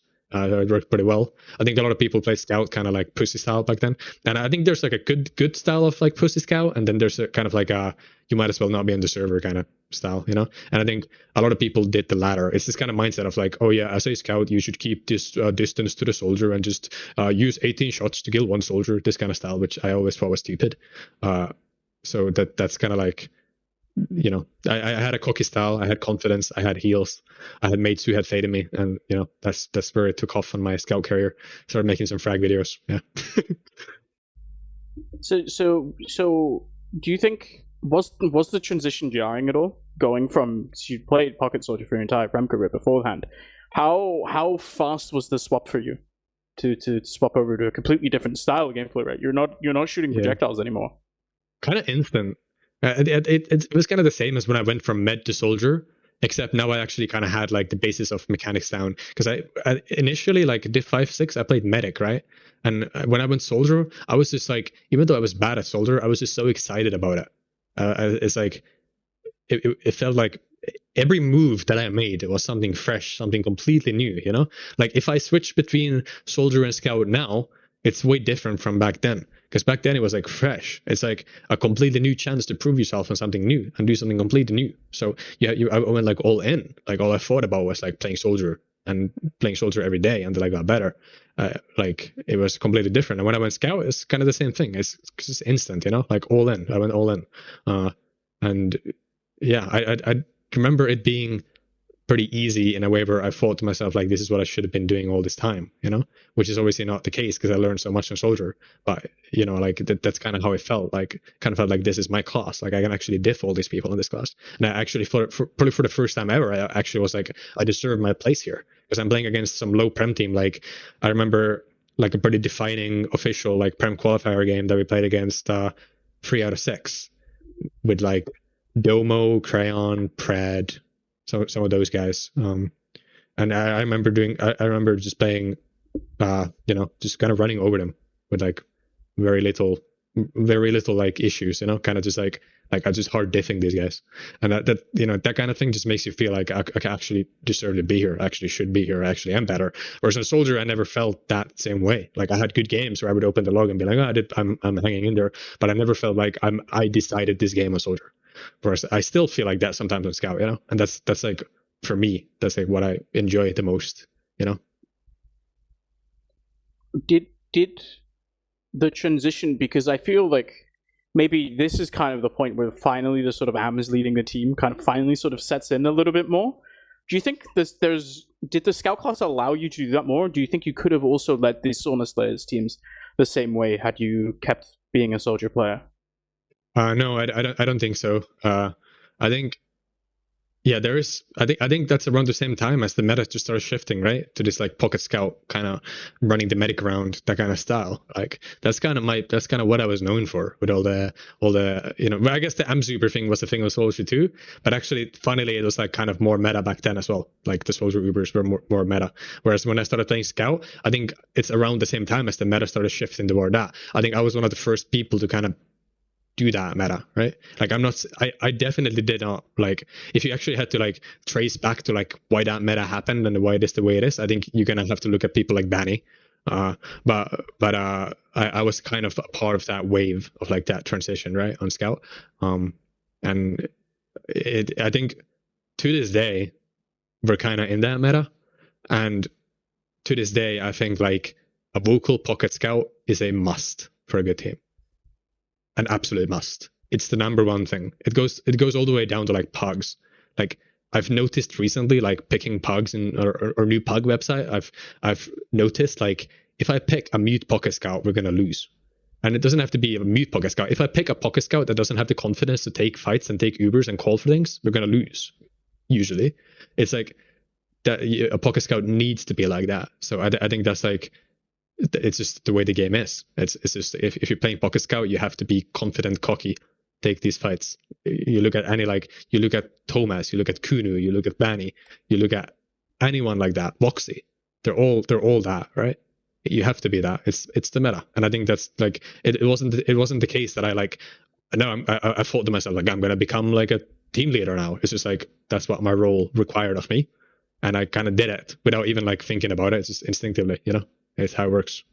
Yeah.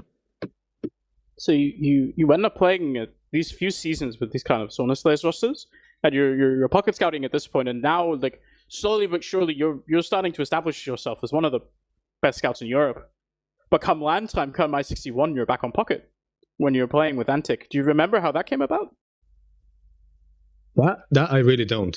I don't remember why that went the way it did. I think there still was some kind of idea in my head that, oh, I'm still a soldier main, and in a way it's kind of like there's something like prestigious about it, like, oh, this team needs me on soldier, I guess I'll, you know, whip out the old rocket launcher and, you know, go play soldier for them, you know. It's kind of like, I guess I hadn't like fully I hadn't like fully embodied myself as like I'm a scout main now, which is kind of like what I am now.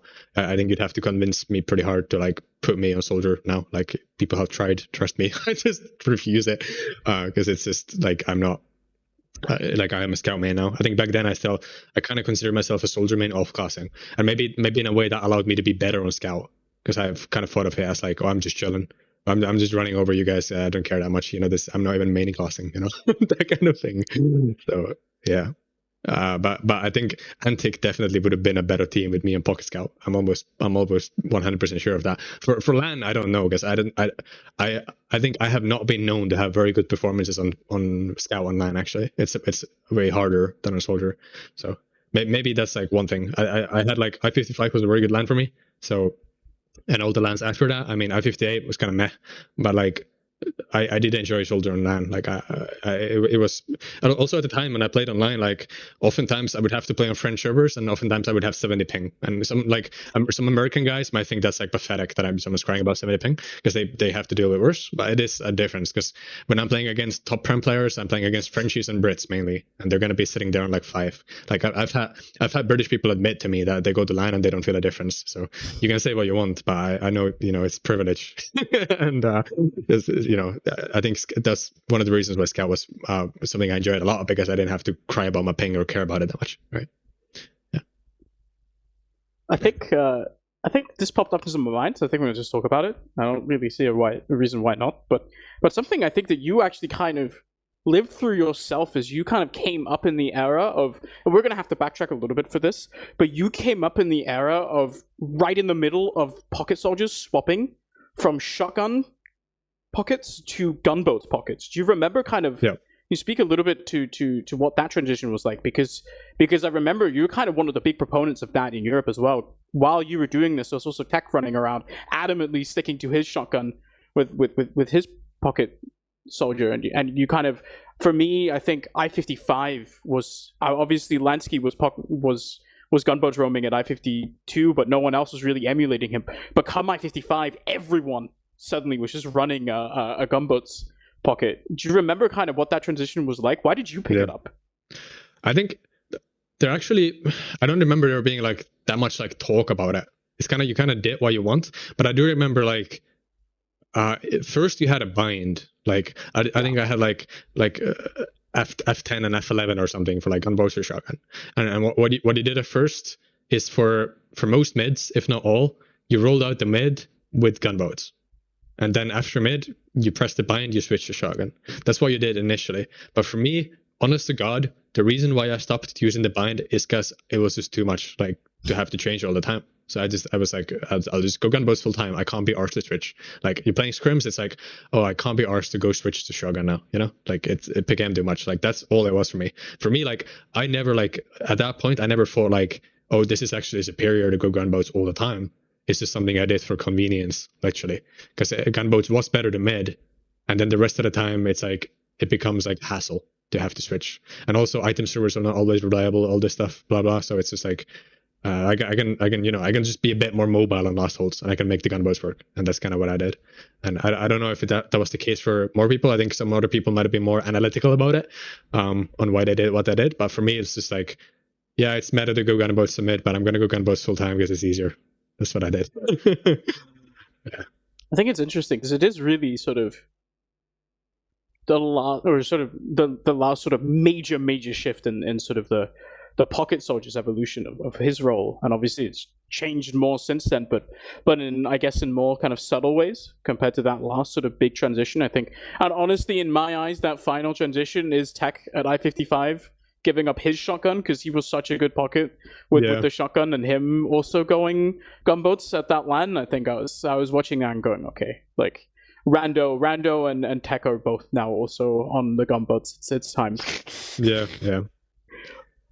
Okay, so we're gonna go all the way back in time now to, this is post I-61, and you played with the Xenex team and you played with Xenex at I-58, and then at I-61 you played with ANTIC. And after this is when you start forming the sort of the really nice, for the spectators at least, sort of trifecta of top 3 European teams we had going into that next year. Of of it was you had the 7 team, obviously, who had just won I-61, and they were at the time, they were considered, the best team in Europe. And then you have you guys of your team with Ascent, and you have you on Scout and you're owning, and you had Credu at the time as well, who was also disgusting online. I remember in the beginning when he was coming, a disgusting player. And then Silentes and Drac on Soldiers as well, and then the Papi team of Ascent, who's kind of coming up in the role that you used to have, right, on the TLR team. It's kind of Papi now filling this role. Do you remember sort of the story of the formation of this Ascent team? I don't. What I remember is like Drac kind of being gifted to us by 7. That's what I remember that. So we were like making the team, and then I think literally Stark messaged me on Steam, like, you guys need a soldier? Because Drac said he can play. So they were kind of like giving Drac to us. They were like good mates. They had their own little like circle jerk, and I guess Drac wanted to play, and Stark was like, hey, yeah, this guy's pretty good. I also remember Kaidus telling me, I don't remember if it was at this LAN, but at some point I remember him telling me like, he might just like caught me to get some competition or something. And I think that kind of what that team was. Initially was like all these people were kind of friends. I mean, not really. I think at that point Silentes was not like a part of that group yet, right? Like the 7 people. I think Silentes kind of had like he wasn't a fan of them and their playstyle and everything. But I think it kind of was like a team that was supposed to compete with 7. And that's kind of like what 7 wanted out of it as well, I believe. And then it's just later on that it became more kind of something a little bit, maybe even a little bit toxic between the teams, where there was some drama and some shit talked in chat and everything. So I'm realizing now that I skipped over a bit of actually almost a year of your timeline there. Because you were in 7 after that LAN. Yes, what actually happened. Yeah. You went and you joined 7. Yeah. I started doubting myself as I was talking, because I was just thinking like, I've skipped a lot there. Yeah. What happened with that? Let's talk about your time on 7 then, because that was almost a year of your time. Yeah, I think it started. I think I played Ultidio with Ale and someone, and then Ale just goes like, yo, Kaidus is asking if he want to go 7.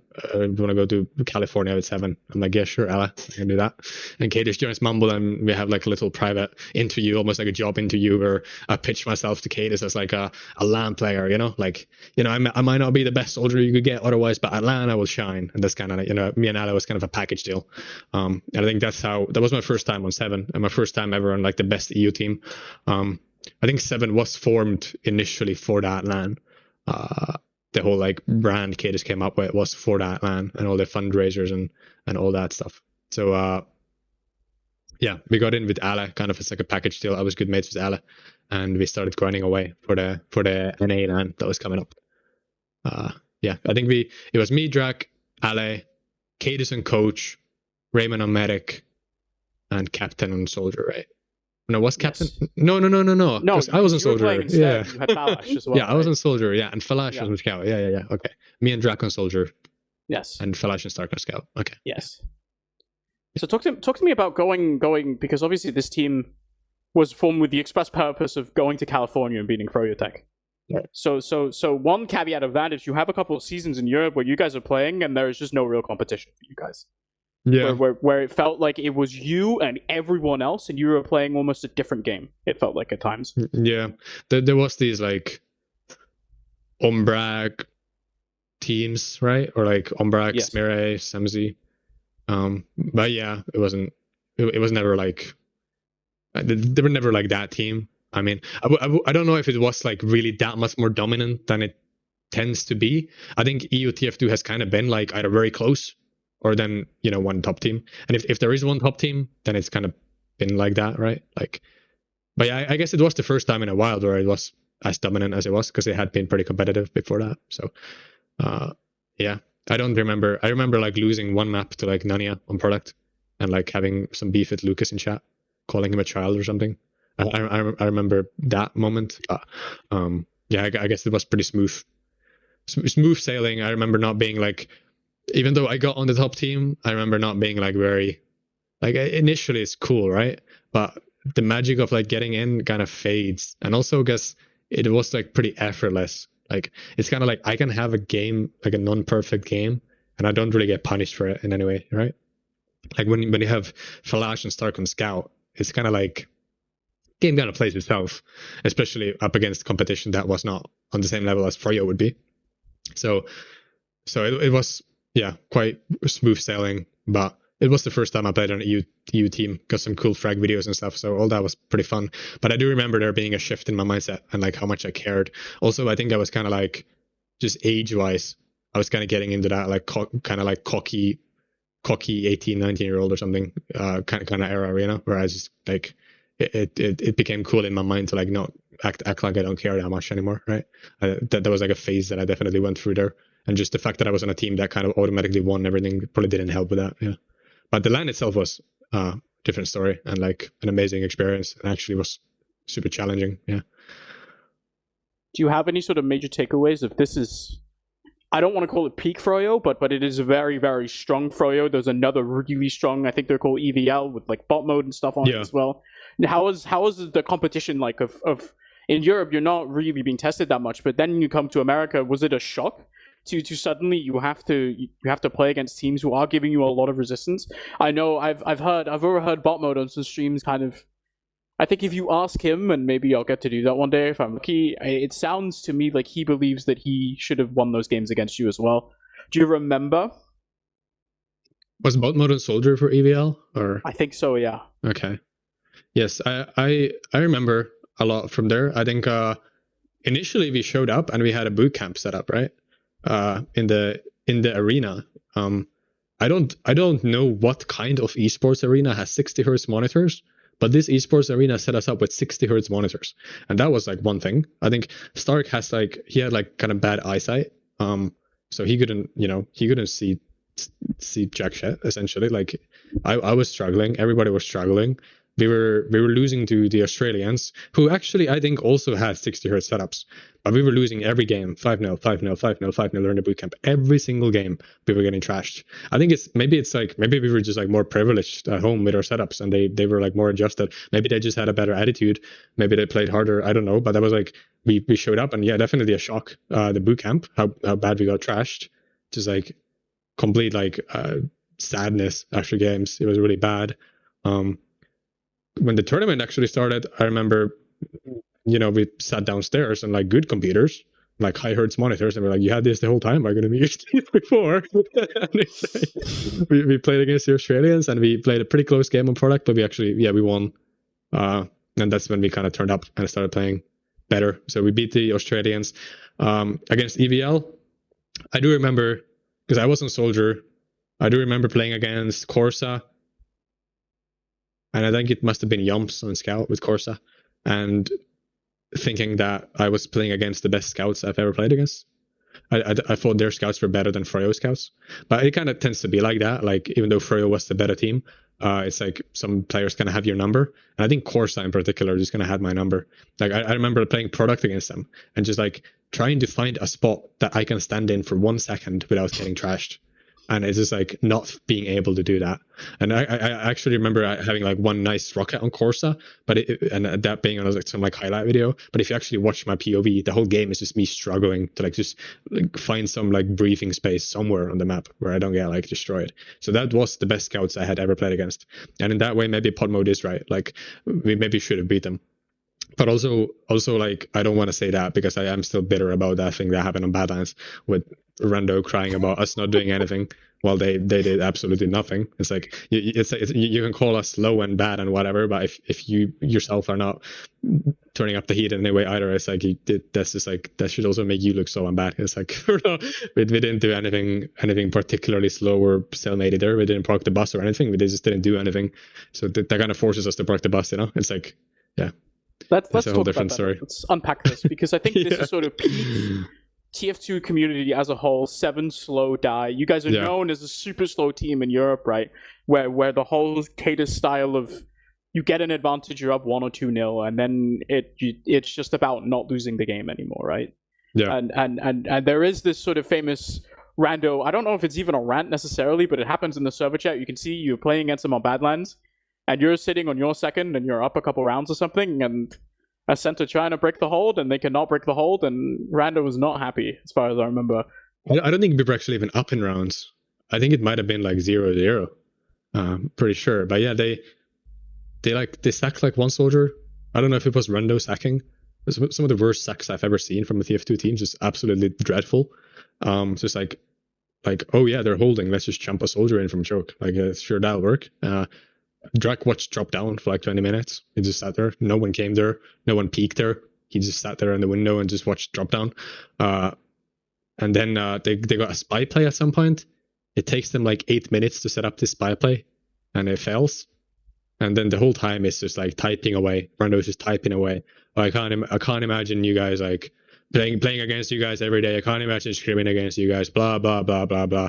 While he's doing nothing. They were doing nothing too. But you know, it's like fair enough. Like maybe they're used to American teams not being able to sit still for 10 seconds and just like pushing and losing. But we weren't gonna do that. We paid a lot of money together. We fundraised. We practiced together. We're not about to throw it away to make a push for no reason.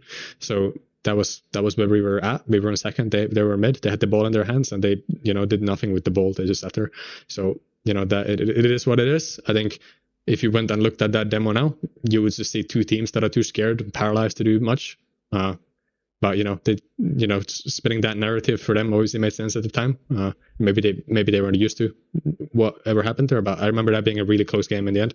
And fair play on Viaduct, I remember being absolutely diffed, like just being mega diffed by their scouts, just not finding an answer to it. So that team was sick, and that team was a team that almost like very closely almost beat us. We beat them like very narrowly on Badlands, and I remember just being extremely like relieved.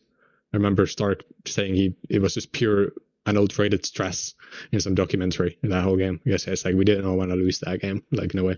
So yeah.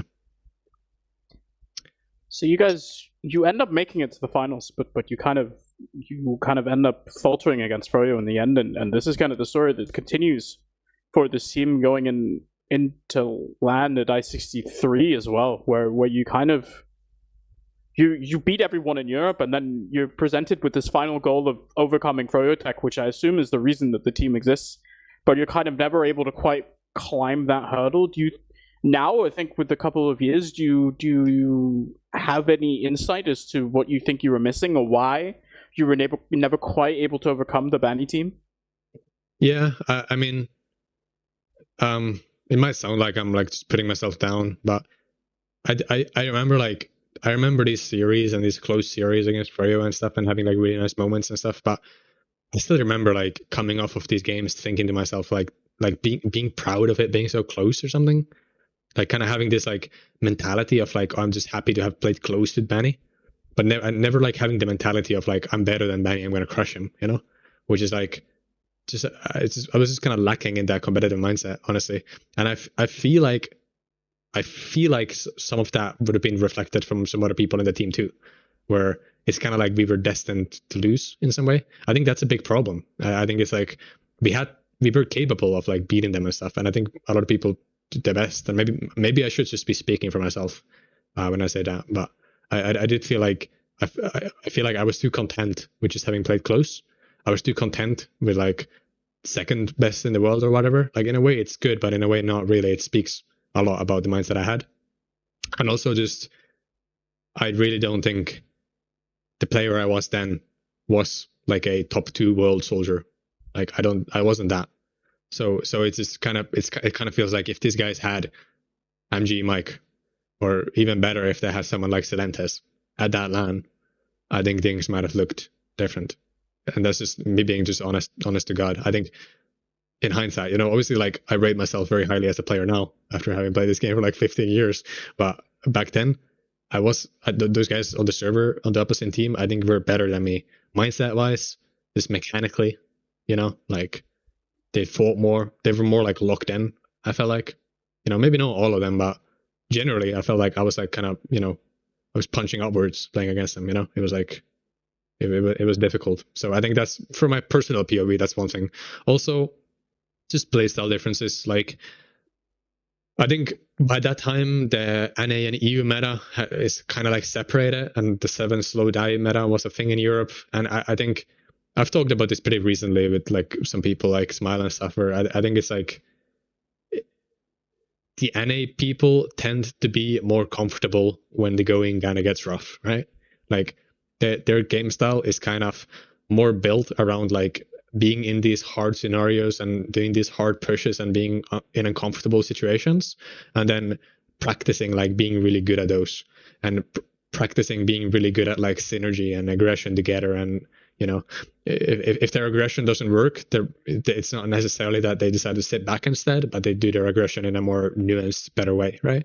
I think the playstyle difference has always been a factor for sure, and I think the Americans tend to be more comfortable in these situations. You know, when eventually like even a team like Seven will eventually have to form break a little bit at times. You know, like you'll if you're good enough, you should have good enough mechanics and stuff. You can kind of push a team like Seven enough to like break that form, and then it comes down to like who's more comfortable in that kind of like dogfight. And I think the Americans tend to, you know, do that. And I don't think that's like 100% accurate analysis, but I think I do believe that's a thing where the Americans are more comfortable with like an aggressive kind of pushy style of TF2. Yeah. I want to talk a little bit about because I mentioned it earlier as well. I think it's a really interesting dynamic that exists where, especially for at least the first half of your careers, you and Kaptain kind of mirror each other in some ways in terms of both the rise, but then also, you know, you're playing in the same position, you come into the league at the same time. And I'm wondering kind of now, I think maybe sort of more holistically overall, like how, maybe not necessarily what's your relationship with Kaptain, but how do you view yourself in comparison to Kaptain? Kaptain is a soldier that I never could have been. I think I'm not really haven't really been in like direct competition for who's the better soldier with Kaptain like in a long time. I think the last time I was kind of in that kind of zone was probably like when I got to Prem, and then Kaptain was getting into Prem too. I think Kaptain is just like a very you know, like he's also like a genetic talent for soldier. I think that guy scout kind of blows. So I'm happy to announce that I'm a way better scout than Kaptain. But I think for soldier, there's just there's a big diff. Like it's almost as if I'm a Div 1 soldier and he's like a top Prem soldier. I think that the gap is almost as big as that. So yeah, I love Kaptain. One of the nicest guys to ever play TF2, and I think probably the best soldier there's ever been in EU. Kind of. What do you think about Kaptain makes him so special in your eyes? Is there something that he does that no one else does? Is that something you can even pinpoint? 5 ping. Yeah. Yes, yeah, that. No, yeah. On top of having 5 ping, and he has like good calm aim. It's very nice to look. I think he's a pretty composed guy. Like you don't really hear him like lose it ever. He's just like a mentally like, you know, just a you know. He has good hand-eye coordination, and he doesn't really deviate from it. I don't think I've ever seen Kaptain like get shaky or something, you know. So he's very stable in that way. And just I think a very stable like human being as well. Like nice to play with. He vents a little bit when he thinks a scout class killed him unfairly or something, but it was never like you knew what you'd get from him, and you got it pretty consistently. I think so. I think that's really like his thing is just consistency and like very good, smooth, calm aim. Also, just like obviously a very smart guy. I think it's with a guy like that you can tell like the way he's went on in his life as well, and hear him doing cool stuff in his life. You know, like just a smart guy. You know, like what can I say? Just probably always had like good brain power. Just been gifted with a functioning brain. You know, wish we all could have that. I wish, man. Jesus Christ. This is so much easier, so many things. Yeah. What was it like playing with kaidus? Because you're actually, at the time of joining Seven, you're coming off of having your team, right? And now you're sort of kind of fitting into someone else's system again. What was kaidus like as a leader? Because this is someone you played against with for, at this point, many years. What was it like to finally look behind the scenes on the kaidus teams? Yeah, I think there's an idea of like a main caller, like a textbook idea of like someone who's main calling, and they're kind of like do this, do that, you know, kind of like talking all the time and like kind of Ip style calling. And kaidus really wasn't that. I think kaidus was more like he had the kind of style where he'd like write a book on how to play, and then he'd distribute that book to his team, and they all read it, and then everyone was, you know, knew what to do based on the book. That's kind of more his style. And then when kaidus spotted someone doing something that was, you know, told not to do in the book, he'd just be like, "Yo, didn't you read the book? It says right here you shouldn't do that." And then that was his style, you know, like kind of sticking to like a pre-existing plan and and that kind of thing. He let people perform. There was space for the calls. 7 had incredibly clear calls. Like, out of all the teams I've ever played on, 7 had the best comms. And I think that's something that was probably quite intentional, right? And there were some things that I loved. I just loved that I'm like trying to replicate, but I can't with like my current teams. Like with Stark, for example, the way 7, when we would like grind our way up to an advantage. So let's say we get a medic kill. I think with a lot of teams, it kind of devolves after. Like, we killed a medic, and it's like, nice. And then it's like, do this, do that. Okay, walk with me. Okay, watch for soldier. Come, soldiers. It's like that happens in teams like today that I play in, where things get like, stuff happens, and people get like the fraggers lie, and like, we're doing it. And then the comms go to shit. And then all of a sudden, a scout is 2-shotting your medic behind you or something like that. Something Stark did was he'd go like, calm down, very audibly. He'd just go like, calm down. And everybody, like, it's like, it kind of felt like your dad going like calm down, son. That's what it felt like, because it just worked like amazingly. It's just every time Stark said calm down, comms are clear as shit after. And just in general, like the way things were called and the way things went, like, just everybody in that team kind of had an idea of like, this is what we want from the comms and the playstyle and everything, and everybody just kind of followed it very well. And I think that's like, if you listen to our games, you don't hear kaidus saying much. Some games, kaidus was like really quiet, like super duper quiet, especially because, he had other stuff in his life or whatever, and he'd be tired or whatever. He wouldn't always want to bring that energy. He did bring that energy when it was like needed, like LAN or finals or something. But for scrims, like, I kind of respect it. I respect that style of like, make a plan, get people to understand it, then watch them do it. And you don't really have to bother to like micro things. Only when you see things go wrong is when you take a look at it and then you fix it, right? I think that's kind of his style, and I respect it. I don't think I think I'm like not capable of doing that, because I'm like, when I'm playing, I get like too into the game, so I'm not really capable of having that kind of calmness and like trusting my team all the time. But he did that very well, and I think it is, there's a reason why he's probably the best leader EU TF2 has had. Maybe there's an argument for Papi there. But he's up there for sure. Now we get to go back to where I went originally, which is to the formation of your Ascent team, because you play on 7 for a year, and you end up getting second place in the world at both Rewind and also I-63. Yeah, I-63, and then now this is when you get in and you start. And then now this is kind of when you start forming this sort of Ascent roster, right? With you on Scout again, going back from Pocket Soldier on 7 a little bit. You get Credu in, who was he's really good. Yeah. I think he did this thing. I remember I think the biggest testament for me is Credu one day just uploaded 3 different 6-minute long frag videos that were all insane, and they're from like 1.5 seasons. Yeah. Curry was an up and comer for sure. I think there was a narrative that he was a bit of a baiter. To this day, I don't really know if that was true, but that is something that was said by the top dogs as well as some other people. There was definitely some inner conflict in that team. Like, Drac and Silentis were good friends. Drac was obviously kind of a part of that 7 circle work. I think up until that point, like, there was times where Silentis was really didn't like 7. And I think it's kind of happened naturally, probably for them, because Silentis was, he was in full tilt and all that. And he was like kind of always their opponent. And there was also some, whatever history they had there that's not really relevant. But either way, like, Silentis was like, I think my team, that team there was kind of the last team that was kind of, last team Silentis was on that was not 7, right? Or a variant of it. I guess Witness is not really a variant, but the game after that whole thing, like, that was kind of the last time that Silentis was against 7. We did well enough. It was pretty strong team. Not good enough to beat 7. Kind of same old story, like a good competitor, but the important games we lost, I think, quite convincingly. I don't think we were ever close to like actually beating them in like a best of 3 game or something. So I think eventually, Silentis got tired of that. He hopped on 7 at some point during all that, and that team then went on to become something different. Maybe you remember better than I do. Yeah. I think so. For me, the interesting part of I think this specific era of European TF2 is we kind of, and this is something we saw it happen in America too, but like slightly afterwards of the situation where you have 3 top teams at the same time, right? And they all kind of, the way that Papi likes to describe this is that in scrims, actually, Papi's very adamant that they were better than you guys against 7.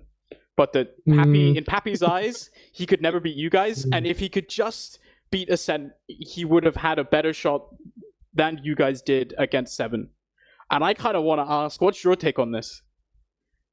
Yeah, he's probably right. I mean, I don't know what to say. They couldn't beat us though, so it's kind of irrelevant in that way. It's kind of like, yeah, it's like the same thing as some mid guy saying, if I was an invite, I would beat Banny. It's like, yeah, maybe. You're not an invite though, No, I get his point though. Yeah, it's like, they were a good team. I think that team was like, at that point they were up and coming, and we were kind of like old washed players in a way. Like not really, but more. We were more that than they were. I think they like Papi really started like showing who he was at that point. He really started like leading that team. I think if you ask him, he would probably tell you that he's not that proud of like how good he was then at that point. Like I think he was really, starting to like come into who he was. He was starting to like shape up there. But like even like that version of Papi was already like good enough to like lead his team into like very good success against our team. And the games that we did beat them on, like those important games, often were quite close. And it was probably a bit of a skill and experience diff in the end. So not to take anything away from them, like they with what they had and the experience they had contrasted to us, like I think for a betting man, like they would have been able to make the read pretty early on that team would like surpass us. Like they had like more, they had kind of less pressure to perform against us in a way than we did against them, and they consistently did well enough to show that it was an inch away from being able to beat us. So and also like my team had some names like Celentis and Drac and Elacor and Credu, like that's some like big heavy names, like heavy hitters, a team that should be able to rival 7, but for whatever reason really couldn't. And that was also the team that I kind of started main calling in, I believe. And there was some drama, or not drama, but some things there where I remember being pretty upset because I had some hold that I did on Snake before they put the gun on the floor, like which has been now meta for years. We put the gun on right side and we held right side really close. And if the other team took left, we let them have it. We just had right side on lockdown. I remember like calling for that, and that was kind of like my thing that I was pretty proud of. And then Celentis went on to like shit on that hold for kaidus and like talked all these stories about how like, oh, we always told AMS we need to change this hold and he never wanted to do it. And I was like upset, and I messaged kaidus like, oh, you guys are full of shit and that's not true at all. All this drama. Yeah. But that was like when I started main calling, and I kind of started having a bit of an ego about my style of TF2 as well, I suppose. So yeah, good memories, kind of.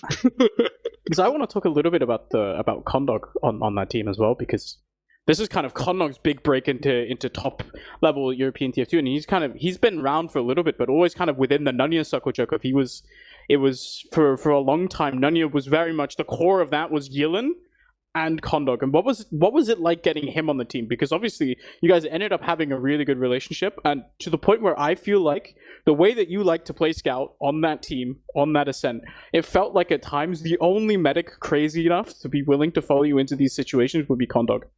Yeah, I think Condawg's just he was just a humble good guy. He also was good for like team kind of morale. Like he's a funny guy, always has been, or at least pretends to be.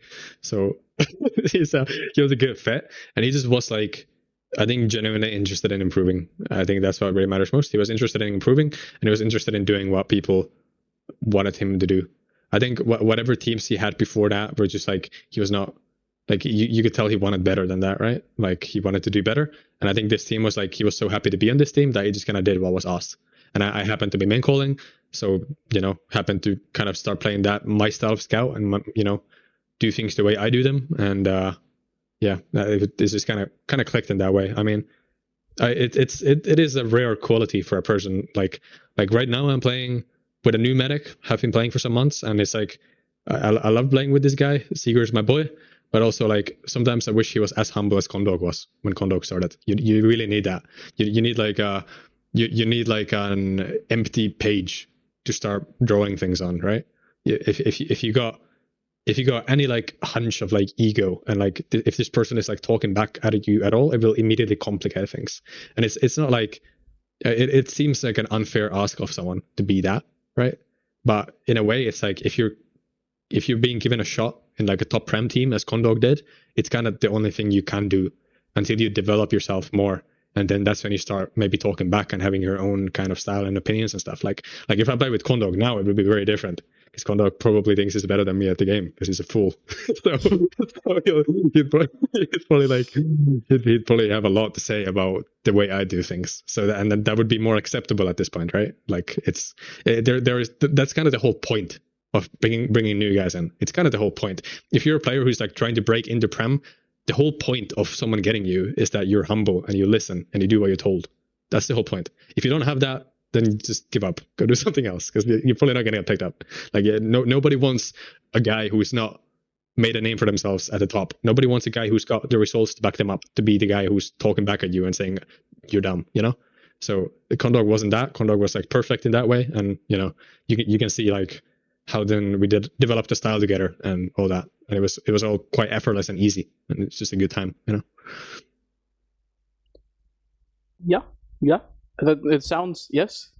I think it's such an interesting dynamic of like, it was such a weird collision of two different groups of people where somehow I didn't expect your relationship with Condawg to end up in the way that it did, but obviously you guys ended up working up so well together. But I think I just kind of have to, just for the sake of mentioning it, I'll never forget, it's ingrained into my brain, Condawg pulling his Rubisaur out and just pushing on Gullywash last on his own into river for no reason and dying.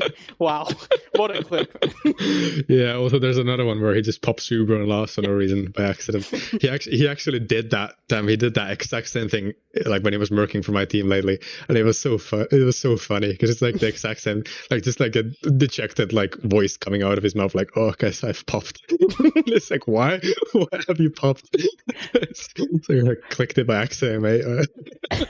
Yeah, some funny moments with that guy. But yeah, no, Condawg is like, you can tell, like in TF2, Condawg's made so many friends in TF2. So many friends. Like, so many people love Condawg.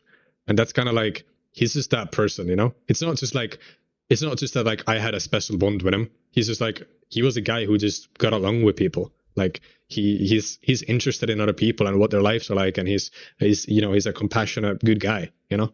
He's that's just who he is. It's who he's always been. So people like that get along with other people, you know. It's not really a surprise. And you know, I just happened to be in a position where I was in a good team that needed a medic, and he popped in, and you know, the rest is history, right? Like it's not like we just particularly clicked like amazingly. Like of course we did, but it's more like Condawg just clicks with people. He's just a good guy, you know. That's who he is.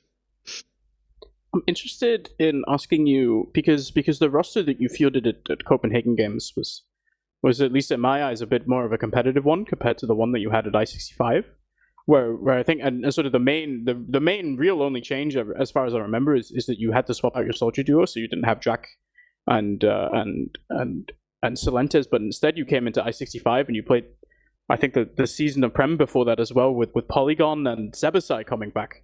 Yeah, you kind of talked a little bit about Zebbosai coming back into your team before, but what was that like?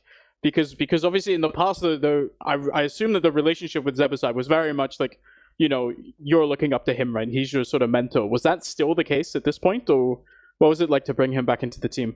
I think he noticed that I was good at scout, and it wasn't really like the case that he came in to mentor me as scout anymore. It was like, so some people asked me later, like, how did you get Sebo to play? And I'm pretty sure that I literally just sent like one message to him on Steam. Like, you want to play TF2 again? And he's like, yeah, sure. I'm not like, I talked with him pretty recently, just like as a feeler of like, if my Div 1 team needed a guy, would he be interested? And he was like, he was still kind of like, yeah, sure. I mean, I could play some TF2. That kind of didn't go that far after that. I don't know if you actually wanted to play, but you know, like, I bet there's a lot of older guys like this who are just sitting there like, if someone gave me a shot, I'd probably, you know, try still. It's like, I didn't really finesse him in anyway. Like he just, you know, he was interested in playing, and that team was like some of the most fun I had. It was just like really good vibes, that team. I think the only like negative memory I have from that is like before that team came to be, Credit was kind of ready to ditch us for that team with Papi. And that's like, in hindsight, I remember like I remember getting pissed off about that like a year later when I actually realized what went down. That was in that when that whole thing happened, I was kind of like blind to it. I don't know what. Maybe I was focused on something else or whatever. But I wasn't really recognizing the fact that Credo is trialing for this team because he thinks they're better than us, and then he didn't get in, and we just take him back with open arms. That kind of rubs me the wrong way. Like after, it's kind of like if we were actually interested in, because at the time, of course, I was convinced that we're better than the Papi team. Of course, like there was never any doubt in my mind where it's like, oh, these guys are gonna improve past us. It's like, no, I'm better than those guys. So why is my prodigy flank scout trialing for these guys as if they're like better than us? And like it was quite clear that he like didn't. It wasn't the case that he turned them down. It was the case that they turned him down and got Thomas, which turned out to be a brilliant decision for them in the long run, of course. But that's something I remember getting salty about that like years later. Just like it hitting me suddenly, like what the fuck was I doing? Like why was I cool with that? But yeah, that team, even though all that stuff happened, maybe it's good at the time that we didn't make it into any drama, because that team was just a vibe. I think there's a pretty funny video by Domo on YouTube still where there's some funny highlights from that team. This is the vibe, but like really funny, good team. We actually beat Papi's team online once again, I'm pretty sure. We just ultimately lost to them at LAN, which was kind of the end of that rivalry. I mean, I beat them, we beat them like 6 times in total across like multiple different lineups, and they beat us once at LAN, and they think they came out on top, but no hard feelings. No, they were, their team was better in the end than our team. I think they choked that online game against us a little bit. I think we should have lost that, even though it was not. I don't think their separation was as big as you would think. I think our LAN performance was just pretty poor for multiple reasons. I had a pretty bad LAN myself, so yeah. Kind of after this LAN, we end up kind of seeing there's 1 or 2 more seasons you play after this, and then you kind of go on an extended break. And I think this is kind of the opportunity I think I want to take of like across the leading all of these different teams that you now have. Is there any sort of takeaway messages that you've learned from being a team leader for all of these years, and like of both being a team leader but also fitting into other systems? Is there anything like what are the sort of, I guess, like the 1 or 2 things you would tell yourself starting out in Premiership on BK that you've learned, maybe not gameplay wise, but more of like as a how to be a good teammate type, how to lead, stuff like that? I don't know. That's pretty hard to say. I don't remember having any like big regrets about my TF2. I was like, oh, I should have been this way or that way, or I should have done this or that. I honestly think it's just like I'm pretty happy with everything I did. Kind of everything I did kind of led me up to what I am now. I think, funnily enough, I wish the moment I started playing Scout, I wish I knew about mouse excel. I think I would have been a mechanically much better player if I started doing this. That's like a recent development in my career that has, I feel like, made me a lot more stable as an aimer and everything. I feel like if I was doing that for like 10 years, I could have actually become really good mechanically. Also, just I think maybe being a little bit less like ideological kind of about the way I play the game. I think there was definitely like this kind of mechanic where it's like I wanted to push some kind of aggressive style for a long time, just kind of not because I actually had proof that everything's better this way, or like because I actually maybe genuinely believed. I mean, I'm sure I did genuinely believe it, but it was kind of like a religion, of playing a certain way, and I think that's not good. I think you have to be adaptable, and I think that's kind of like that. It was kind of reinforced by then, like what other people thought of that style, like, oh, AMS Ubers and AMS does this and that and calls this and that, and then me defending that and then kind of doubling down in that kind of hole, which is like limiting in the end.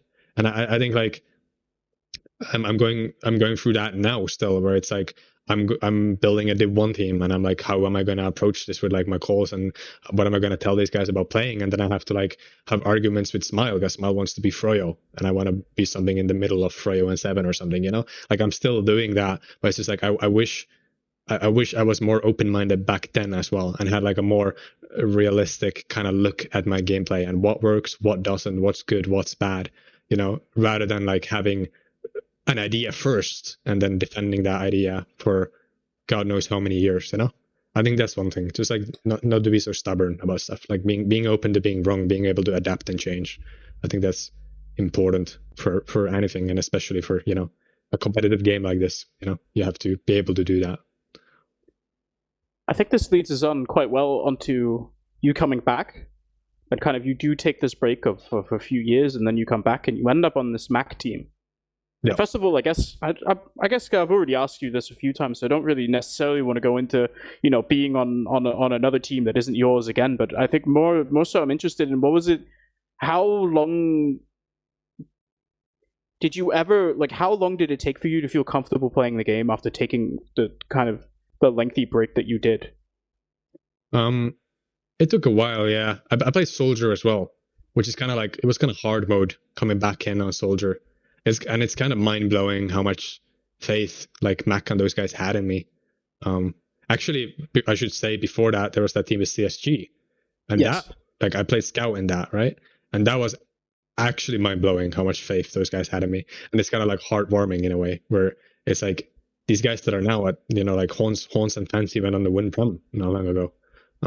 They're now at the top, and I think deservedly so. But these guys, like, when I came back, I don't think they had a Prem season under their belt yet. Or maybe Fancy had played some Prem, but I think these guys were new. And these are guys that, like, I originally I talked with Condawg, like, yo, bro, I think I want to play again. You want to play? And he's like, yeah. And he's like, I know some guys. So the Condawg knew Hans and he knew Fancy. And I remember, like, there being a moment where I'm like, I'm dropping like 200 DPM. I'm like missing shots, and I'm on like Pocket Scout, and we're playing Prem teams, and I'm like not very good. And I remember being like, I'm sorry guys, I'm not very good. Like, I'll try my best to improve, but clearly I got catching up to do here. And I remember Holmes saying like, oh, don't worry, bro, we'll wait. You know, like, they just have faith in me like that. Like, I think that's something kind of special for me, that I was kind of able to come back in that way. And it's not because I was still a monster, because I wasn't doing that well. That first season of CSG, like, think about the players I had with me there, and the fact that we came fourth or third. Just if you think about that, like, I had Fancy and Horns and Condawg, who all, like, literally all of them went on to get like much higher placements in Prem after that team died. So that team was like, it was good and it was a vibe and it was fun, but like, I really pulled those people down. Yet they still, you know, had me in. Which was is just cool. It's heartwarming, you know. They let an old man get back into it, and I'm having a good time playing again. So that was that, and then the Mech team came after then, and I played Soldier in that, and that was very hard. And I kind of just barely just held on, and I think they saw that and then moved me on Scout, and then later that team became Skeda, and you know, all that. So now you mentioned it a few times, but now you're kind of building a sort of Div 1 team instead. You played Div 1 last season, and you're kind of sticking with these guys now. And we'll have to see what ends up happening with that, depending on how the Prem qualifiers go. I know you signed up to play for the Prem qualifiers. We'll have to see what else happens, depending on this video, on when this video is released. We may or may not know what has happened to the team, whether or not you're in Premiership or not. Yeah. But how is that step from playing top Prem, mid Prem, but playing Prem, right, to now you're in Div 1? I remember messaging you, I think it was sometime during last season, and you just replied, Div 1's got hands. No, it's hard. It's not like, I think maybe, you know, Prime me can maybe carry it a little bit. I think who I was last season, it's kind of like, I don't think I was planning on playing, but then Smile messaged me, and Smile does this, like, it's kind of cringy, because it's like we're trying to get players, and he's like, oh, have you asked this guy, like, have you asked I don't know, fucking like some high level player, have you asked Papi? Maybe Papi wants to play. I'm like, Papi's not going to play with us. And it's like, oh, did you ask Domo? And I'm like, I'm not going to ask Domo, bro. But he did that with me, where he asked me. And I'm sure someone in that team was like, why do you think AMS is going to play for us? There was the one team with like Bandy and Dobie and, you know, Seeger, bunch of people. Like, when I joined that Mumble for the first time, I didn't recognize like anyone. Like, I knew Troy by name, and I knew Smile by name. But that team was like kind of the one, you know, mid the one team, and they continued to be that even with me in. I think it's again a case of like, they had a lot of faith in me. I started calling a lot. Smile was like not stepping on my toes like he is now, because he's played with me now for long enough that he's actually talks back at me a fair bit, and in that team he wasn't really. So it's like I got a lot of respect from those guys, and I didn't really pull through, in my opinion, like well enough. But we had some good games and good seasons, and I had some good games and good seasons, like or a good time. I think now I'm like feeling a lot more comfortable where like even if you end up playing D1, I'm like a lot more comfortable. But it's like I think like right now, when you asked before about how to trend, like how it was to come back, I think right now I'm getting to a point where I actually like would feel like I'm kind of getting to some kind of new prime, you know. But then it's like like many people would chuckle at that, like you only hit prime once, and like it's funny that it might be funny that I think I consider myself to be good still. but I do feel like I've learned some things that I haven't learned before, and I'm still progressing as a player. And if I didn't feel that way, then there would be no point for me to play at all. So I do feel like not only do I have to feel that way, but I do genuinely feel that way, and I'm excited about this team currently, and I'm happy to have the players that we do, and I'm happy to like be able to do it still over and over again with new guys, climb our way up, and then eventually be disappointed by some kind of team dying or smile, you know, backstabbing me in some way or something, you know. But you know, we take things as they come. So what would you say? What's next? Where is this the team, and then you keep doing this?